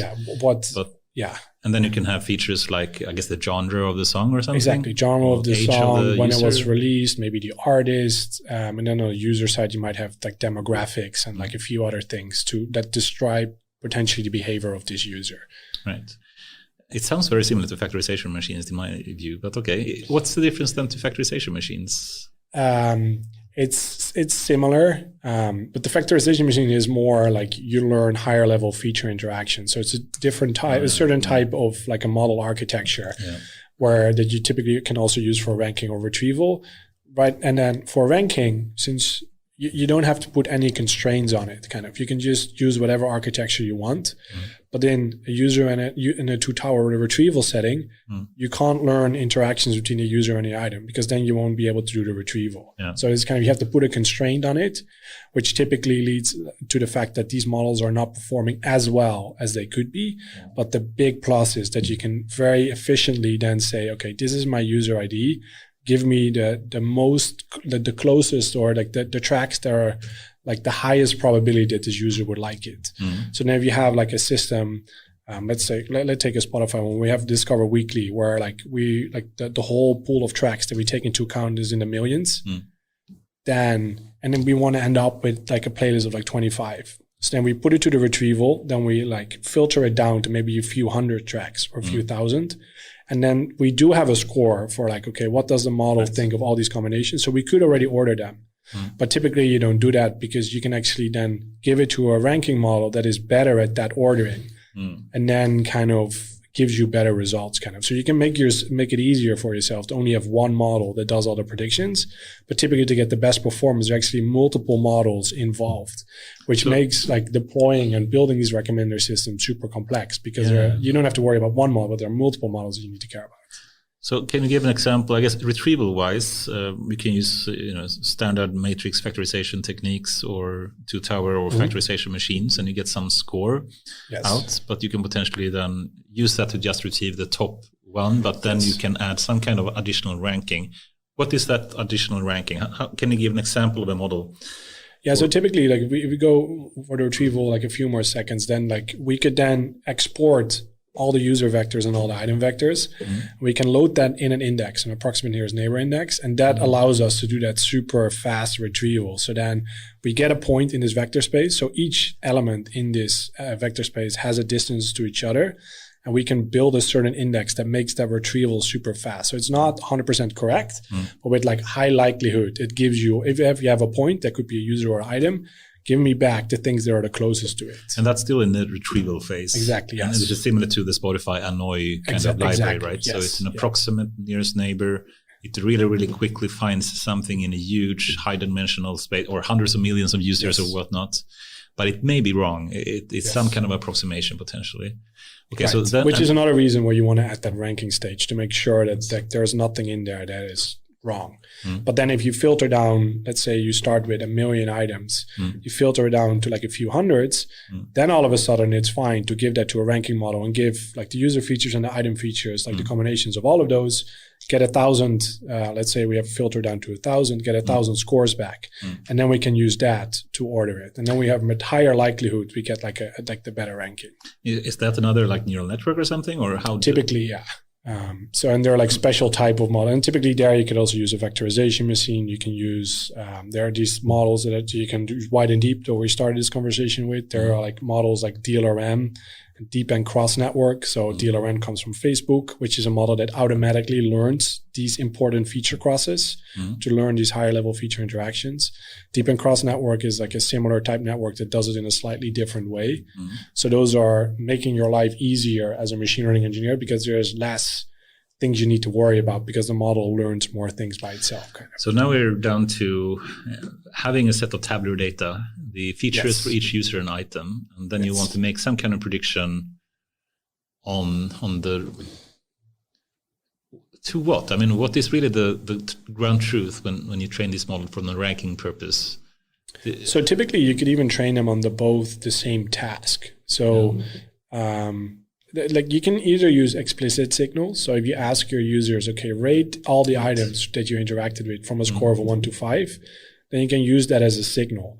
But that's typically not what's happening because users typically are not spending a lot of time to give you explicit feedback. So just to give an example, explicit could be that you on Netflix, for example, gives it like is it thumbs up they have there or some? It's a 5-star thing, right? That they start in 5-star. I'm not sure if they still have it. Maybe now I think they just introduced like thumbs up and double thumbs up. So now I think they have like 2 different parts. But for a while it was like between 0 and 5. Yeah, but it requires some kind of manual action from the user to obtain this kind of explicit ratings. But then you have implicit ratings, right? Yes, which is basically the things that a user interacts with, which you can kind of get for free as you're a platform. So it's simply if the user or viewed that movie at all, so it's 1 or 0 more or less, right? Yes, exactly. Yeah. So, and then typically you only have positive interactions. You don't have explicit negative. So then there is like a lot of, that's what we're working on now.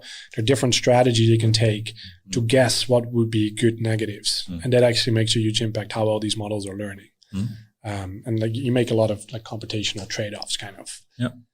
Cool. I see the time is flying away here. And we really want to get into, the tabular kind of data with neural networks, etc., and so many other things. So I'm trying to speed it up a bit here. Yes. Okay, so Merlin then has a number of components. It has the different parts: retrieval, filtering, ranking, and ordering in the end. Yes. And the ordering then is more on the post-processing, trying to add some business logic to exactly. So maybe some extra constraint, diversity, stuff like that. Like it depends on from like use case to use case. Yeah. But yeah, it could be artist diversity, it could be item diversity that you want, like a certain female representation. Like there is all kinds of stuff that you can do there in order to maintain like good hygiene of the system, kind of. Basically add bias, I guess. Exactly, yes. Some kind of prior that you want to add. What do you think if we just move to Spotify and the word-to-vec approach that they have chosen after a lot of iteration, experimentation? Right. They came up with word-to-vec, which basically not even use the user item interactions anymore. So it's just the songs in the playlist, right? And then predicting is this song from the same playlist or not, more or less. Right.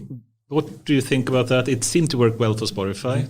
Do you have any thoughts about this is a good retriever or not?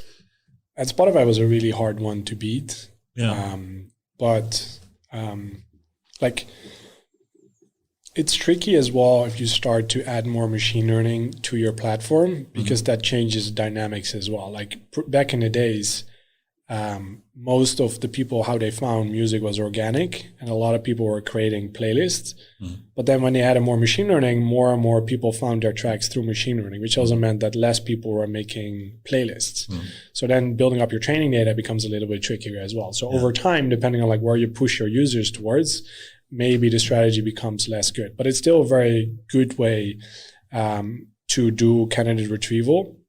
But typically in like these large scale systems, you can even have multiple systems that do candidate retrieval. So like if we go from 1 million tracks to like 1,000, doesn't necessarily mean that those 1,000 can all come from the same system. You could actually query multiple models. Right. And it could even be some rule-based things where these artists, we want to give extra exposure. So there could be multiple sources leading to that filter down of 1,000, and then you pass it on to the rest part of your pipeline. So if you were to give a recommendation, pun intended, to a startup that want to build their own recommender system, of course they should use Merlin. Yes, no question about that. But then they have to make a choice in the retriever. Let's say they want to sell books or something, and they have not a super huge amount of data, but at least, I don't know, tens of thousands of users and interactions for that.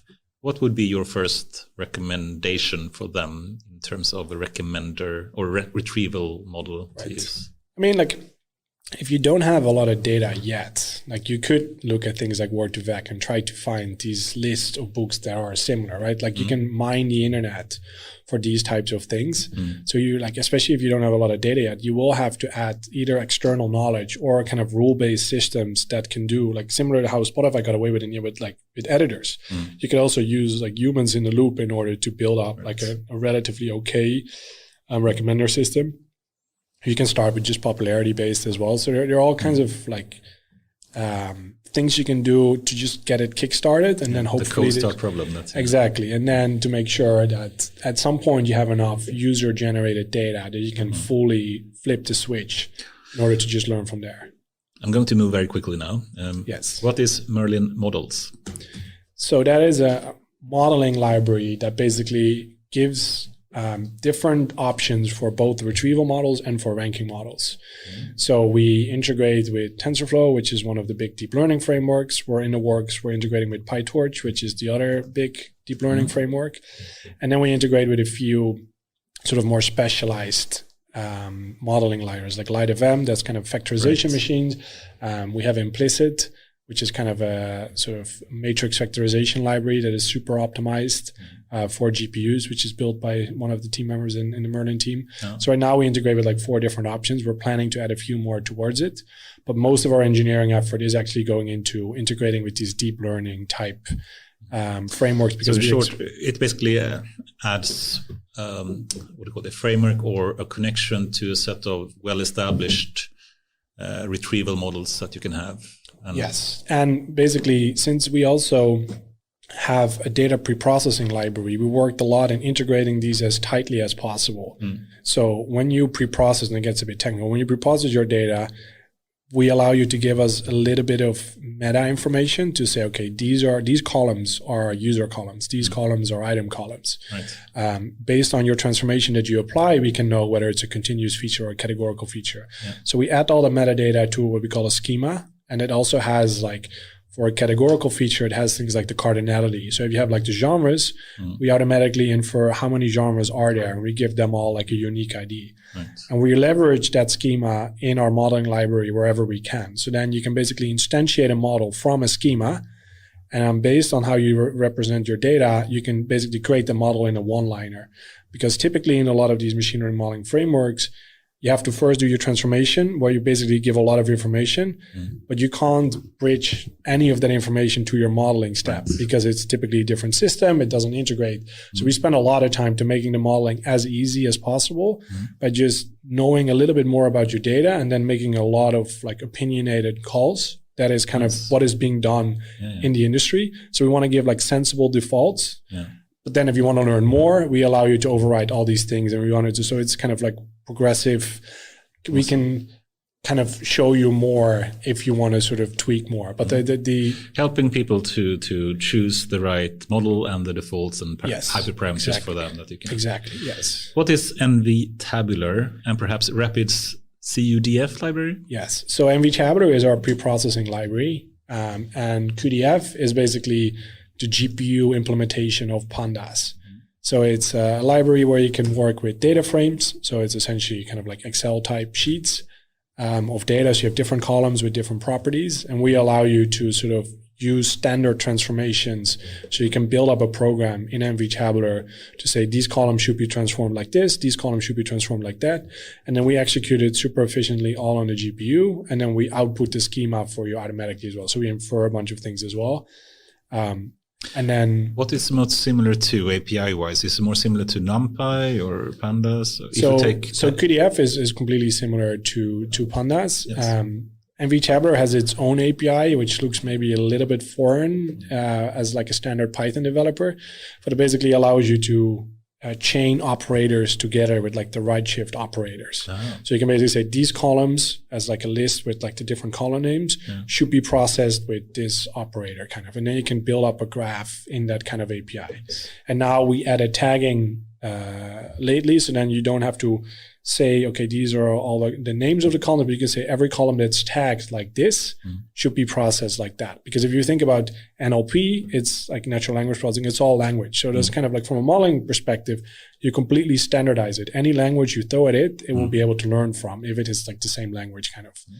With computer vision, it's the same thing. For tabular data, that's super hard. So typically in your modeling code, there's a lot of like generic as possible so that if another team comes along or you change something in the data, your modeling code typically still work because you still get a schema out that looks slightly different, but it still has enough metadata to then instantiate everything correctly. Sounds awesome.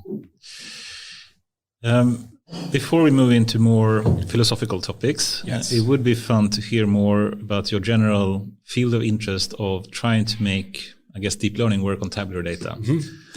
And it's been, deep learning traditionally, of course, works well for images, text, and audio. Right. But for tabular data, it's still been struggling a lot. What's your thought about that? Do you think that will continue to be the case, or do you think that in a couple of years, deep learning will also be as superior for tabular data? It depends on your data size. So deep learning typically is hungry for data. So I think that's also why deep learning for the first time on tabular data started to outperform like more traditional algorithms like gradient boosted decision trees on recommender systems in general, because that was like the first kind of tabular use case that had massive data sets that actually then made sense to construct specialized deep neural networks for it. Yeah. So I would say if your data set is large, then I would expect that if you train the right neural network, it would start to outperform like gradient boosted decision trees. The problem is that a lot of these open source data sets are super small, or companies think that a large data set is 100,000 or 200,000 rows, which is typically not the case. Like you need much more, and the more features you have, typically also the more data you need in order for the model to learn.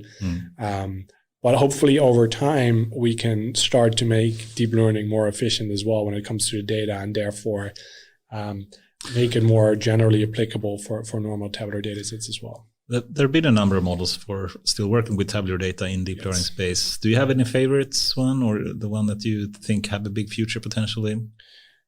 So on the ranking, so like basically the DCN model, the Deep and Cross Network V2 from Google, and the DLRM, basically these type of networks that can learn these higher level feature interactions. Right. I think they have like a bright future. I also think that, especially in the recommender space, like if you can make your recommender into like a session-based type fashion, where you can get it more sequential information, so not just a user and an item, but on the user side also say these are the last 100 tracks it interacted with, and these are maybe the last 100 artists it interacted with. During a time frame as well, I guess. Yes, so you can make it much more contextual, and then you can start to utilize as well like these transformer architecture and all these newer. So transformer has a place, you think, for tabular data in the future? Yes, if you at least for sure in recommender systems, but we expect it in more places as well. So one of the first library I helped build at NVIDIA was Transformers for Rec, where basically we're integrating the Hugging Face Transformers library, but then allowing you to pass in tabular data where maybe one column is sequential. So it could be that you have one text column. It was another one called BERT for Rec as well, right? Yeah, so that was the first one that had success with kind of using a transformer. And then our paper showed that with our library,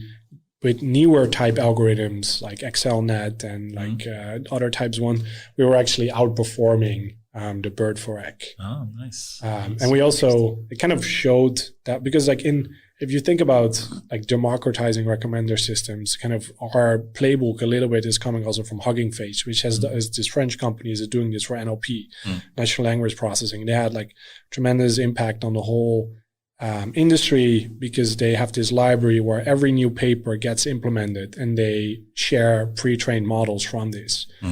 So our goal is kind of doing that for the recommender space, but it's fundamentally a different problem, of course, because when we can't train a model for these companies because they own the data, we don't. So we kind of have to give them the architecture and the type of things they're working for that, and then they have to do it on their own, which also means that the how the data are structured and stuff could be so different from one data set to the other. So that if we do a lot of experiments on public data sets, there's no guarantee that what we found on those public data sets translate or correlate with what you have internally at your company. So that means that from an engineering perspective, our libraries have to be super composable, and you have to like change one bit for another very easily in order to then come up with the best system for your infrastructure. So we spend a lot of time in sort of adding composability to like the pre-training steps, so that like, for these transformers, like there's the type of task that you train. You have like a mass language modeling, and you have a few others. So we showed that like changing the pre-training strategy and changing the architecture from what was used in the paper could actually get a beneficial impact, because these transformers architecture are typically made for natural language processing, but now we're applying it to a domain that's completely different. So we're trying to mix and match and make that easier so that you as a company can kind of come up with the best configuration that works for you. Sounds awesome. And I want to start moving into more philosophical ones. So perhaps we should take a small shot as well before we do that. Let's do it. Goran, are you up for it as well? Happy Easter, all right? Happy Easter. Thanks, great. Okay, so perhaps one of the more philosophical things and more, I guess, long-term things that NVIDIA is working with is also the omniverse. I think we mentioned that partly in the beginning.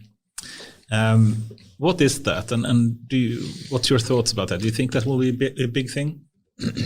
Yes, so it's basically a digital version of real life places, the real world, and everything is like physics informed. So it's as close as possible to the real world, which is super important for things like robotics or self-driving cars, where obtaining training data is super expensive. So the more you can simulate, that makes it much easier to generate training data that I've never seen before. And then hopefully if it's like realistic enough, then it will translate to the real world.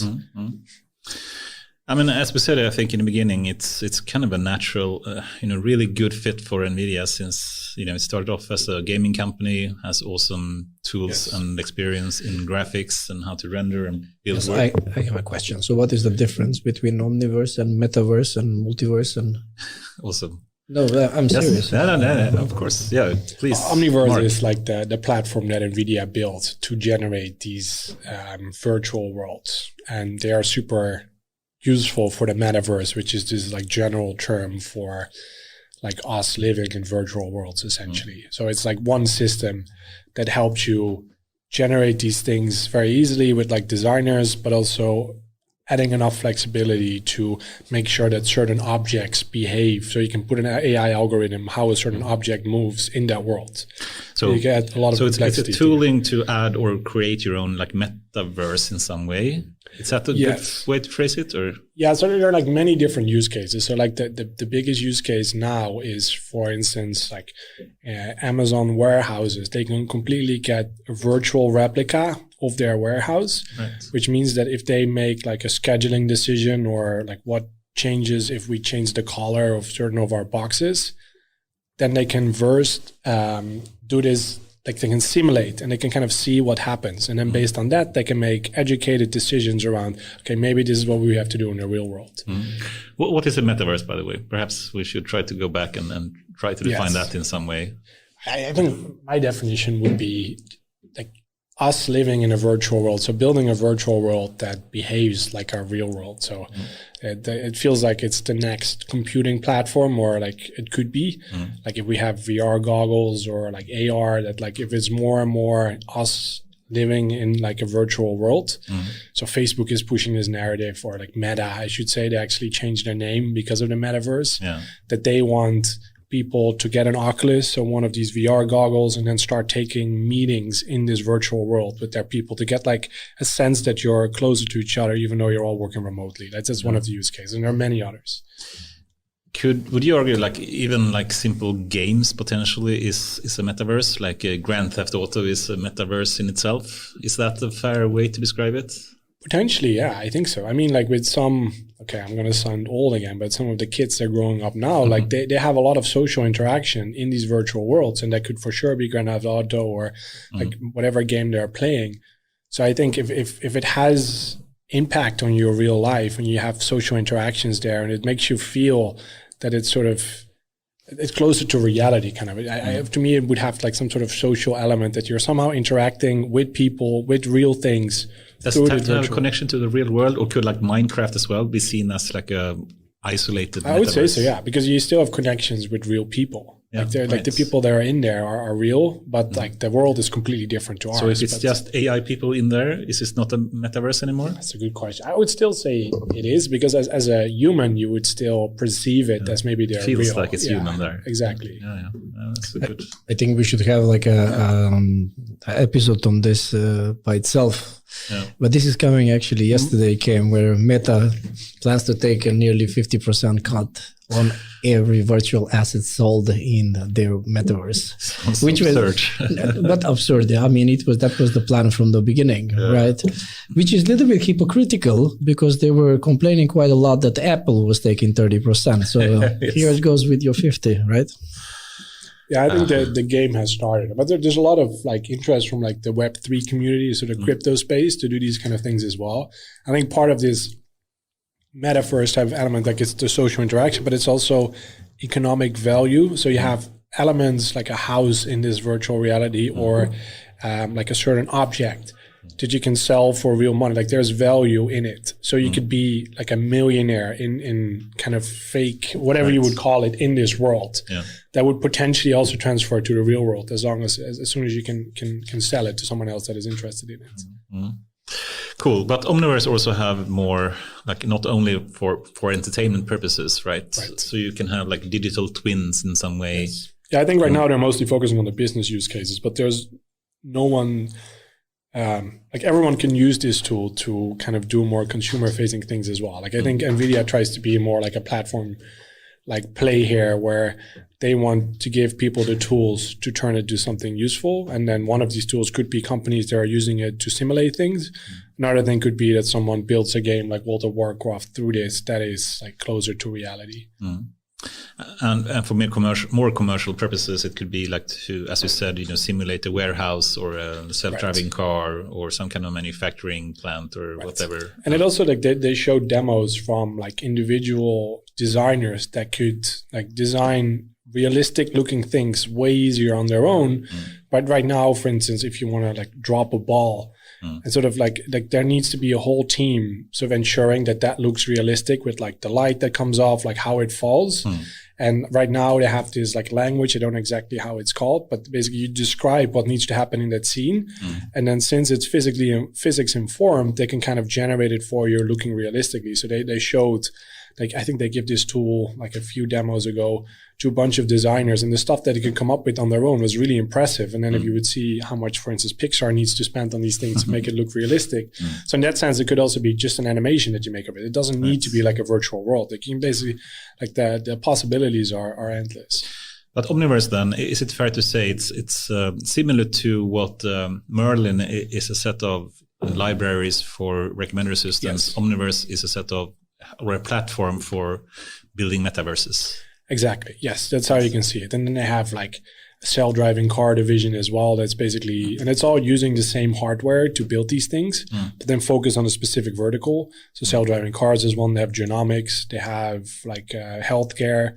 Didn't they have one for like climate change, trying to simulate the whole world or something? What was that called? Yes, I think they're still doing it. They're getting like further and further. So there they also have like physics-informed neural networks that they're trying to simulate what's going to happen in the weather. And they're kind of been showing recently that they need to have a few more orders of magnitude larger like size compute in order to do this realistically. But for like constrained instances, they could show that they're much better now at it. So for the first time, they could be better at it at humans. So there's a lot happening there as well. It's nice to hear that NVIDIA has computational problems and not having their computational needs met. No, definitely not. We need a few more orders of magnitude higher in order to keep pushing. And if we compare these deep, like largest neural networks to the amount of like neurons that you have in your brain, we're also quite a few orders of magnitude behind, of course. But what's the right way to view it? This kind of Earth 2, whatever it was called, is it correct to say that by having a digital twin of the Earth in some way, that's one of the ultimate goals, actually. Yeah, and then trying to, I guess, simulate with different changes that we have in the world, see how that impacts climate change in a faster pace, basically, and in that way try to experiment with ways to fight climate change, right? Exactly. But the digital twin of the Earth, like there's many more different use cases as well. So they're trying to now have one that's just all the roads in all the. So they're trying to focus on the roads for self-driving cars in like the US, I think Europe and Asia. Yeah. And then I think they started like a sort of focused effort. I don't know exactly, but then at some point, like if you have enough self-driving cars driving, so they have like this deal with Mercedes and a few others. Then at some point you can do the same as Tesla is doing, where you have so many sensors on the road that at some point you just keep updating in real time the different roads of the world. And with that, you can do all kinds of stuff as well, of course. So it's like looking at it from different angles. I mean, I think it's really awesome to see how we can start to use all the amazing computational power that NVIDIA provides for something really good and important for our society. Yes. And they try to do a lot of like genomics as well, like COVID research. Like there's a lot like of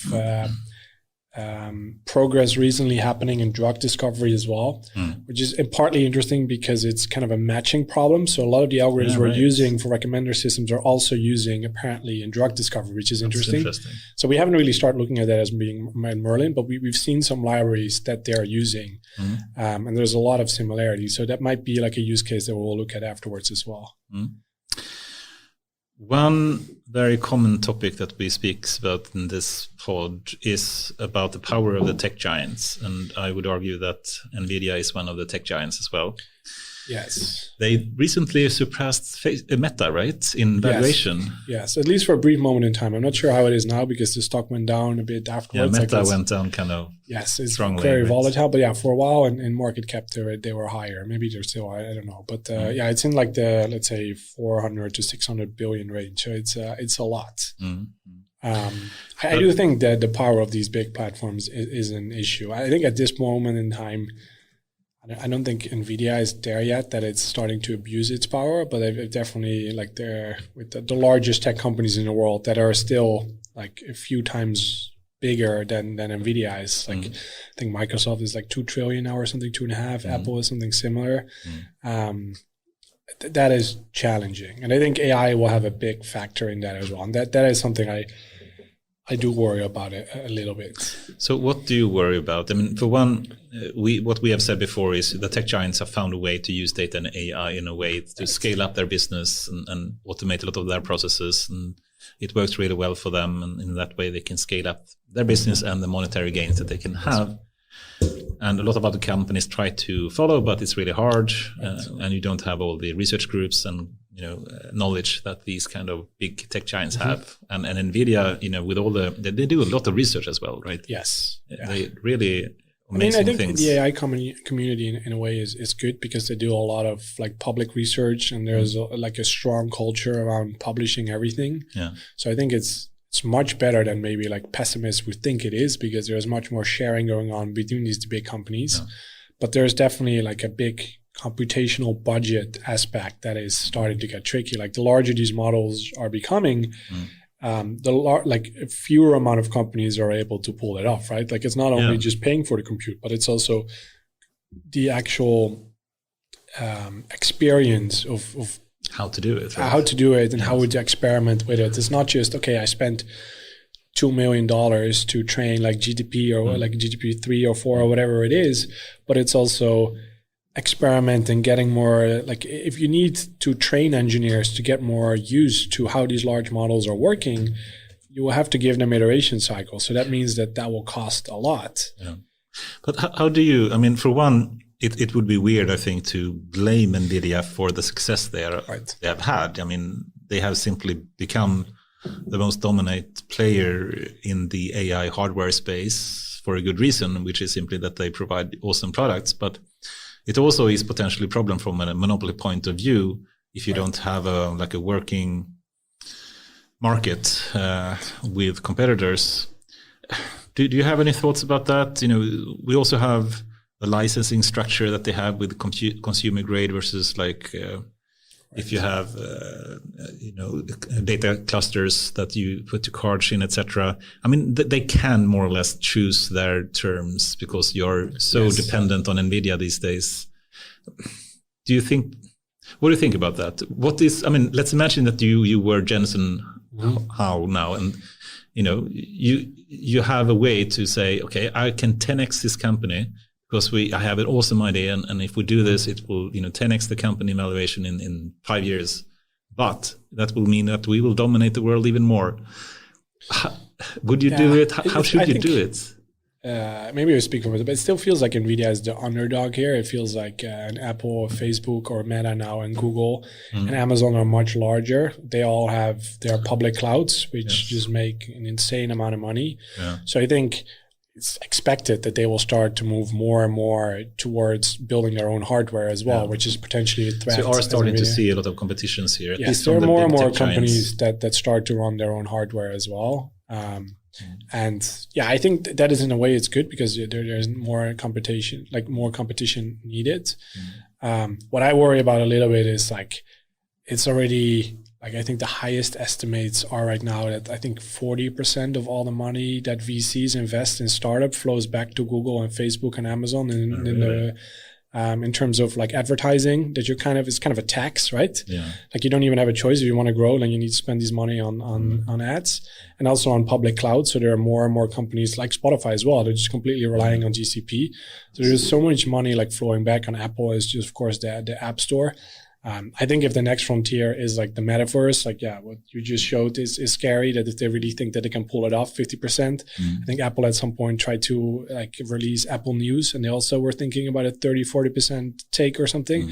So I think that is clearly monopolistic behavior. I haven't seen that yet from NVIDIA. Maybe it's there, but I work on this tiny little, it feels like a little startup in this massive company, and I joined within COVID, so I have very little inside information, but happy to speculate. But especially if these large language models keep growing, I think it's a tricky point for companies like Spotify as well. They have more and more interest towards it because they're doing podcasts, which is language. Yeah. But what are they going to do? Are they going to treat it like cloud? And are they going to just outsource it to Google and just spend even more money on them? Or are they going to try to do it in-house, which potentially is a huge investment with unclear how much that will pay off. And I think more and more of these companies will have to make these decisions, which even more reinforces the very heavy monopolistic environment that we're in. And I think the metaverse is one, in all these potential new computing platforms, it's always the few companies that are trying to get there first and trying to become the platform. And then basically imposing a tax on anyone else. And I think it's very hard for startups to compete with that. And I think, also in Europe, we have very little success in that. So I think that is tricky. Right? I mean, it's not a single cloud provider, at least to the scale of American and Chinese ones.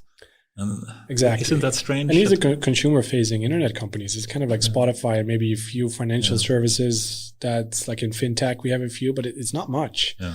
And I think that is worrying, and I think that they're trying to change that, but I think it's tricky. Yeah, that's hard. It's a bit of a problem when companies are too successful, but you shouldn't really blame the company for that. They're simply doing awesome stuff. But the government can take action here. For some of these places, it feels like regulation would help. Yeah. But it would be interesting to see how that plays out as well. GDPR was, I think, a good idea. So there's kind of the privacy regulation where kind of Europe led the way. I think in a way it also led to even harder to compete with these big tech companies because for them it's much easier to comply. So it's also there's all these second order effects towards this. I think that puts Europe in a tough spot. But at least they're not getting a lot of tax money from these large tech companies. So they are incentivized to at some point maybe change something. I think the US is not going to do it. So maybe Europe is going to lead the way there. But it feels either we're going to be in a world where it's going to be way more privacy aware and more of the data stays on the device, and maybe Europe will ensure that with some of the regulations. But kind of the world it could turn out, because I agree completely with what you said, and it's something we've said as well a number of times, that GDPR has awesome intentions. Yes. But then the devil is in the details, and it's the implementation of it turned out that it's super hard for small or mid-sized companies to compete because they don't have the legal resources to know how to comply with it. But it's not a problem for the big tech giants. So in reality, it actually increased the AI divide potentially, or the divide to the big tech giants. And I think it's interesting as well what's going to happen with this whole Web3 crypto movement that is kind of. What do you think about blockchain? Okay, since you opened that can of worms as well, what do you think about blockchains in general and their importance to I started to look at it more seriously just because the amount of engineering resources that is going into it, and like a lot of people I respect that. So it's not just grifters, like it's a lot of really impressive tech that it goes into it. So there might be like a bright future there, but it all falls or stands with regulation. And I think it's very unclear what's going to happen with that regulation. I do think potentially having like a decentralized social network where basically people can choose what algorithm to use and have different companies that could have their own timeline. As like a Rex's engineers, that could excite me. I think that could give people more control. That could sort of, people can be in control if they want to be in a platform that is sort of pushing free speech or is more heavily policing.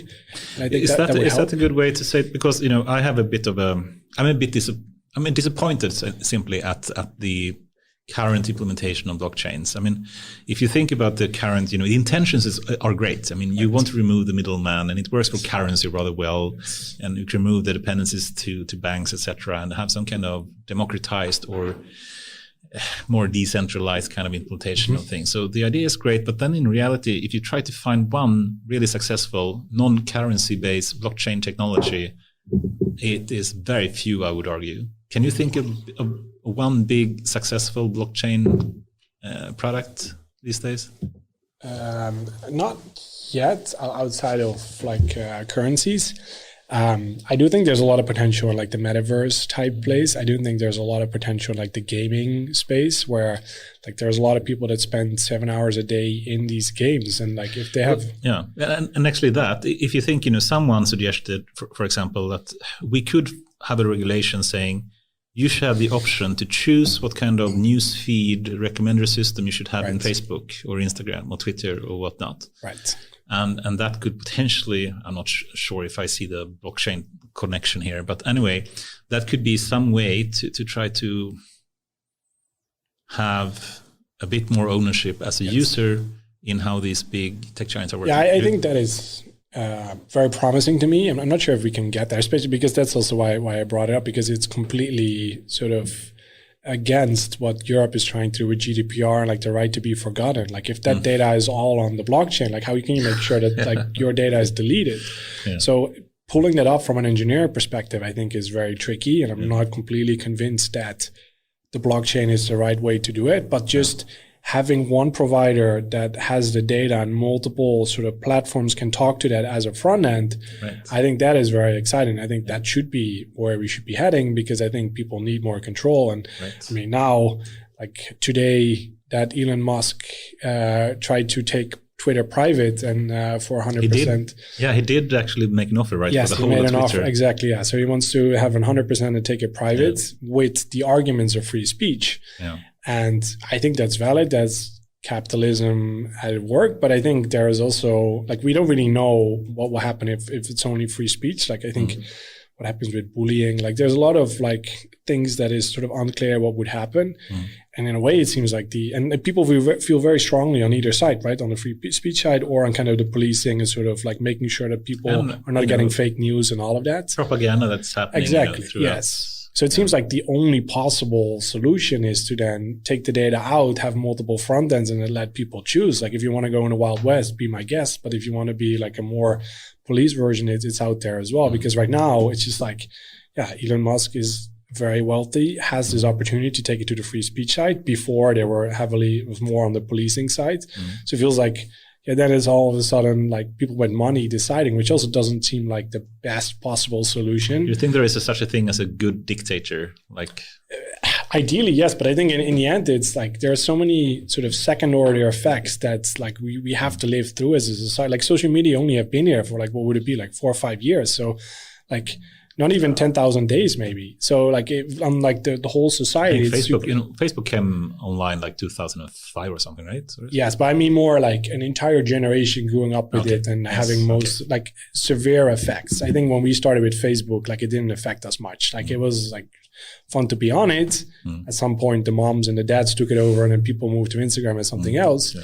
But I think now there is an entire generation that completely grew up with Instagram and like there's a lot of effects on these kids that we can only know when just living through it kind of. And I think, so it's in my mind, way too early to make strong calls on whether we should be completely on the free speech side or something else.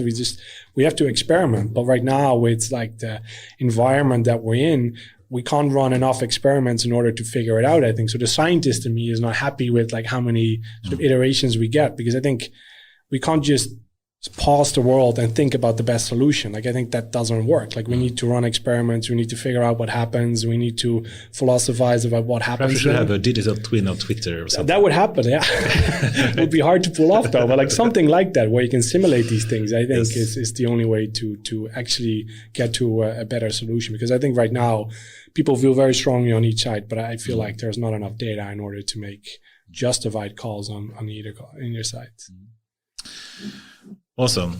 As perhaps one of the last questions, potentially, before the after work. So, AI is growing very rapidly in terms of power. And of course, we still today have a lot of very narrow AI tasks that are superhuman in terms of, playing chess or perhaps driving cars at points soon, etc. And then it is growing increasingly general, with models like GPT-3 and these kind of large language models, and going multimodal and multitask now with thousands and if not millions of tasks with this big, Google Pathways system. Palm, yeah, exactly. So we can very easily, I would say, see the trend where it's moving. It's moving to these kind of large models. They are getting increasingly multitask and increasingly general.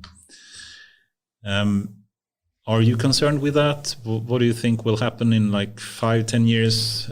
Do you see a point where potentially we will have like some kind of singularity where AI systems will surpass humans in most tasks? I think we're pretty far away from it. I don't expect it in my lifetime, but who knows? Like I try to keep like an open mind, but I think there is too much stuff that we still have to do. I think it's also with these really large language models, it's really hard to figure out where we are in the life cycle, because I think we don't understand the complexity of the brain too much. So we don't understand the end goal that much, but we also don't understand too much about the internal workings of these really large neural networks. Like there's only maybe in the order of tens of thousands of people at max right now that have the capacity to really tinker with these models. And because in a way it becomes like a natural science, right? There will be people studying these large language models and trying to understand patterns and trying to find new things. So in a way, it's moving computer science and machine learning more to like a typical science, like psychology, which I think is interesting. Perhaps it's moving from natural to artificial science. Exactly. Yeah, exactly. But we need more people that are classically trained in order to do these things, in order to tinker with this, kind of like a black box, and trying to understand more in the form of experiments. And I think we're just starting with that. If Jensen is correct, that we are going to see, we have already seen like a million X in terms of the performance that we can solve tasks with in terms of speed or time or memory or whatnot. And he says that will continue coming years. If we continue to do a million X in coming years, and that basically means a very strongly exponential increase in our abilities to solve different problems, and how intelligent in some way the system will be, could potentially go really quickly, right? Yes, but I agree here with like Jan LeCun, which is saying that, there's only so much you can do with supervised machine learning. And now like the really big advantage of these large language models is that there are a vast amount of text out there, and we can do self-supervised learning. So we can try to predict the next word. And by getting really good at that, you learn a lot of structure about the real world. But it still needs an insane amount of data in order to do so. And not everything in the world is described in natural language. So there is still, I think in order to really get there, there's still quite a lot of improvements we need to do from the algorithmic side of things. I think we need to do something similar for video, where you can try to predict with some uncertainty bounds, like what is going to happen in the next frame of a video. And right now that space is just way too big. And I think, so that's one, you need to do it on video. And then I think the second step is you need to interact with the data, with the world. You need to, in order to make an action, see what happens and then learn from that. And I think if we start to do all of those things, then we'll get there. And compute is a massive factor. But I'm not on the belief that just with language alone, you can get there. But I could be surprised. Like they got way further with just language than I ever thought they would be. And it seems like these models have a pretty solid understanding of the world. So maybe you can push it a few more like orders of magnitude further. But I think even with the language models we have today, like they're way more powerful potentially than we might think. I think that's a good conclusion to say because, I think a lot of people agree that just language by itself and this kind of very simplistic objective of predicting the next word seems to produce, surprisingly powerful models, if we call it that. Yes. And that's, I guess, cool. I mean, a simple technique like this just increases scale and suddenly seems to do a lot of cool stuff is impressive. Yes. Probably not perhaps the best way to do it, but still it works surprisingly good. If we do it a bit more simple and a way that if we just think like 5 years ahead or something, one way that I usually try to phrase it is that I would argue that AI are good at some tasks. Right. Humans are good at other tasks. AI, for example, can be good at going through a huge amount of videos or thousands of pages of text and can do that quickly, but it does it rather superficially. Whereas humans, they can't efficiently go through a huge amount of data, like for recommender systems or whatnot, to find the proper score. But it can look through a small set of data points and do a much deeper kind of analysis of that than an AI of today can. So then I would argue that I think we should rather develop the AI towards what the humans are bad at and have a nice complement of the two. So we use AI for what that is good for and humans for what they are good at, and try to develop the research in that direction. And then we can find, the best use of AI and humans together. Would you agree with that? Yeah, I completely agree with that. And I mean, like what these language models are seeing, supposedly are pulling off. I've never been able to play with it myself too much, but I've seen the demos. It's super impressive. And I think even if the AI in the next 5 years doesn't scale up a few orders of magnitudes anymore, we just are stable. Even then, I think there is an insane amount of opportunities just with the algorithms we have today. And I do think it will grow further. But I do think there is a lot of potential second order effects that will be very interesting to see, where what's happening to search. Will it just be a giant neural network that will do all of it?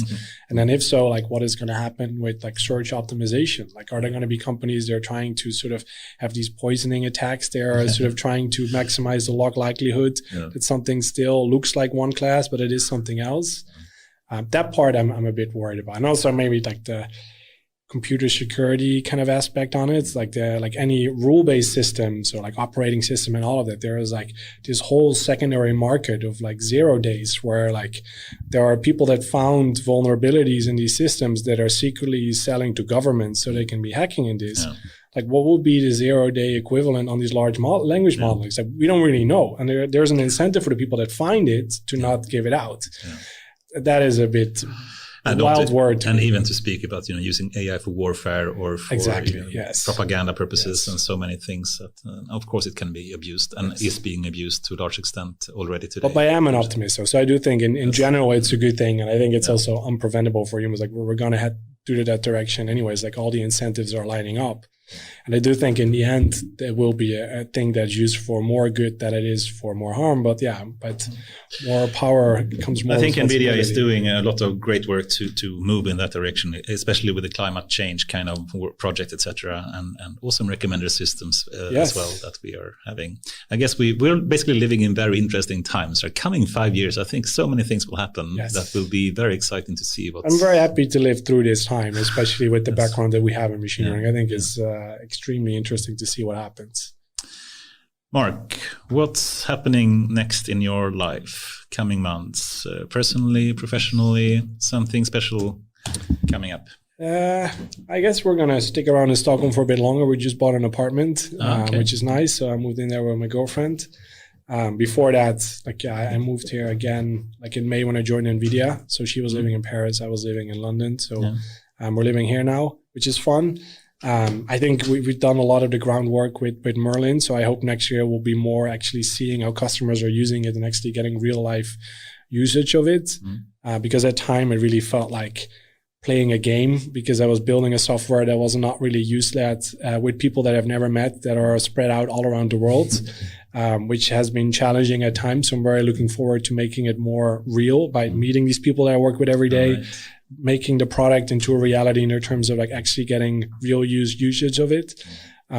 So I'm excited to see if like the sort of the seeds that we planted and we've been working very hard to grow a little bit, if it actually turns into like something that has like real world usage, because you never really know that if you start, of course. I'll start meeting people in post-corona times, hopefully sometime soon, right? Yes. I mean, the first step is being on this podcast talking about tech for 2 hours. Like I only knew that virtually now. So it's nice to actually see a real face. So it's, I think it's going to feel much nicer now as well, of course, having lived through it and now like properly seeing how nice it can be to like meet people and sort of have those social aspects that maybe always you took as a given. So I'm excited about what will happen in the next year. Awesome. Anyone that you would recommend to come to this podcast, someone that you would like to listen to that we should invite potentially? I mean, here in Stockholm, I would say Oscar Stahl, like the lead. He used to be a lead of the personalization mission. From what I heard, he just stepped down. But I think he's one of the people that's like on the top of actually trying to use machine learning, especially recommender systems at huge scale, and sort of build an organization behind it and sort of try to lead that in a good way. So I would be very curious to hear that. I'm not sure how much is under an NDA and like how free he can talk, but I know him rather well, and he's I think he can speak. He knows what to say and not to say. Exactly. So. I think he has enough practice with that. So Great suggestion. Cool, Marc. Thank you very much for coming. And we had so many topics we didn't cover, as usual, I guess. But in this case, I did really want to cover a lot more topics. And it was awesome to actually be a bit techie for once. Perhaps a bit, Goran, I think that we went too technical. But for me, it's nice to go in that direction sometimes as well. It was fun. No, I enjoyed it. Yeah. Awesome. Thank you very much, Marc. Let's do an after work. Yes, thanks for having me. Excited.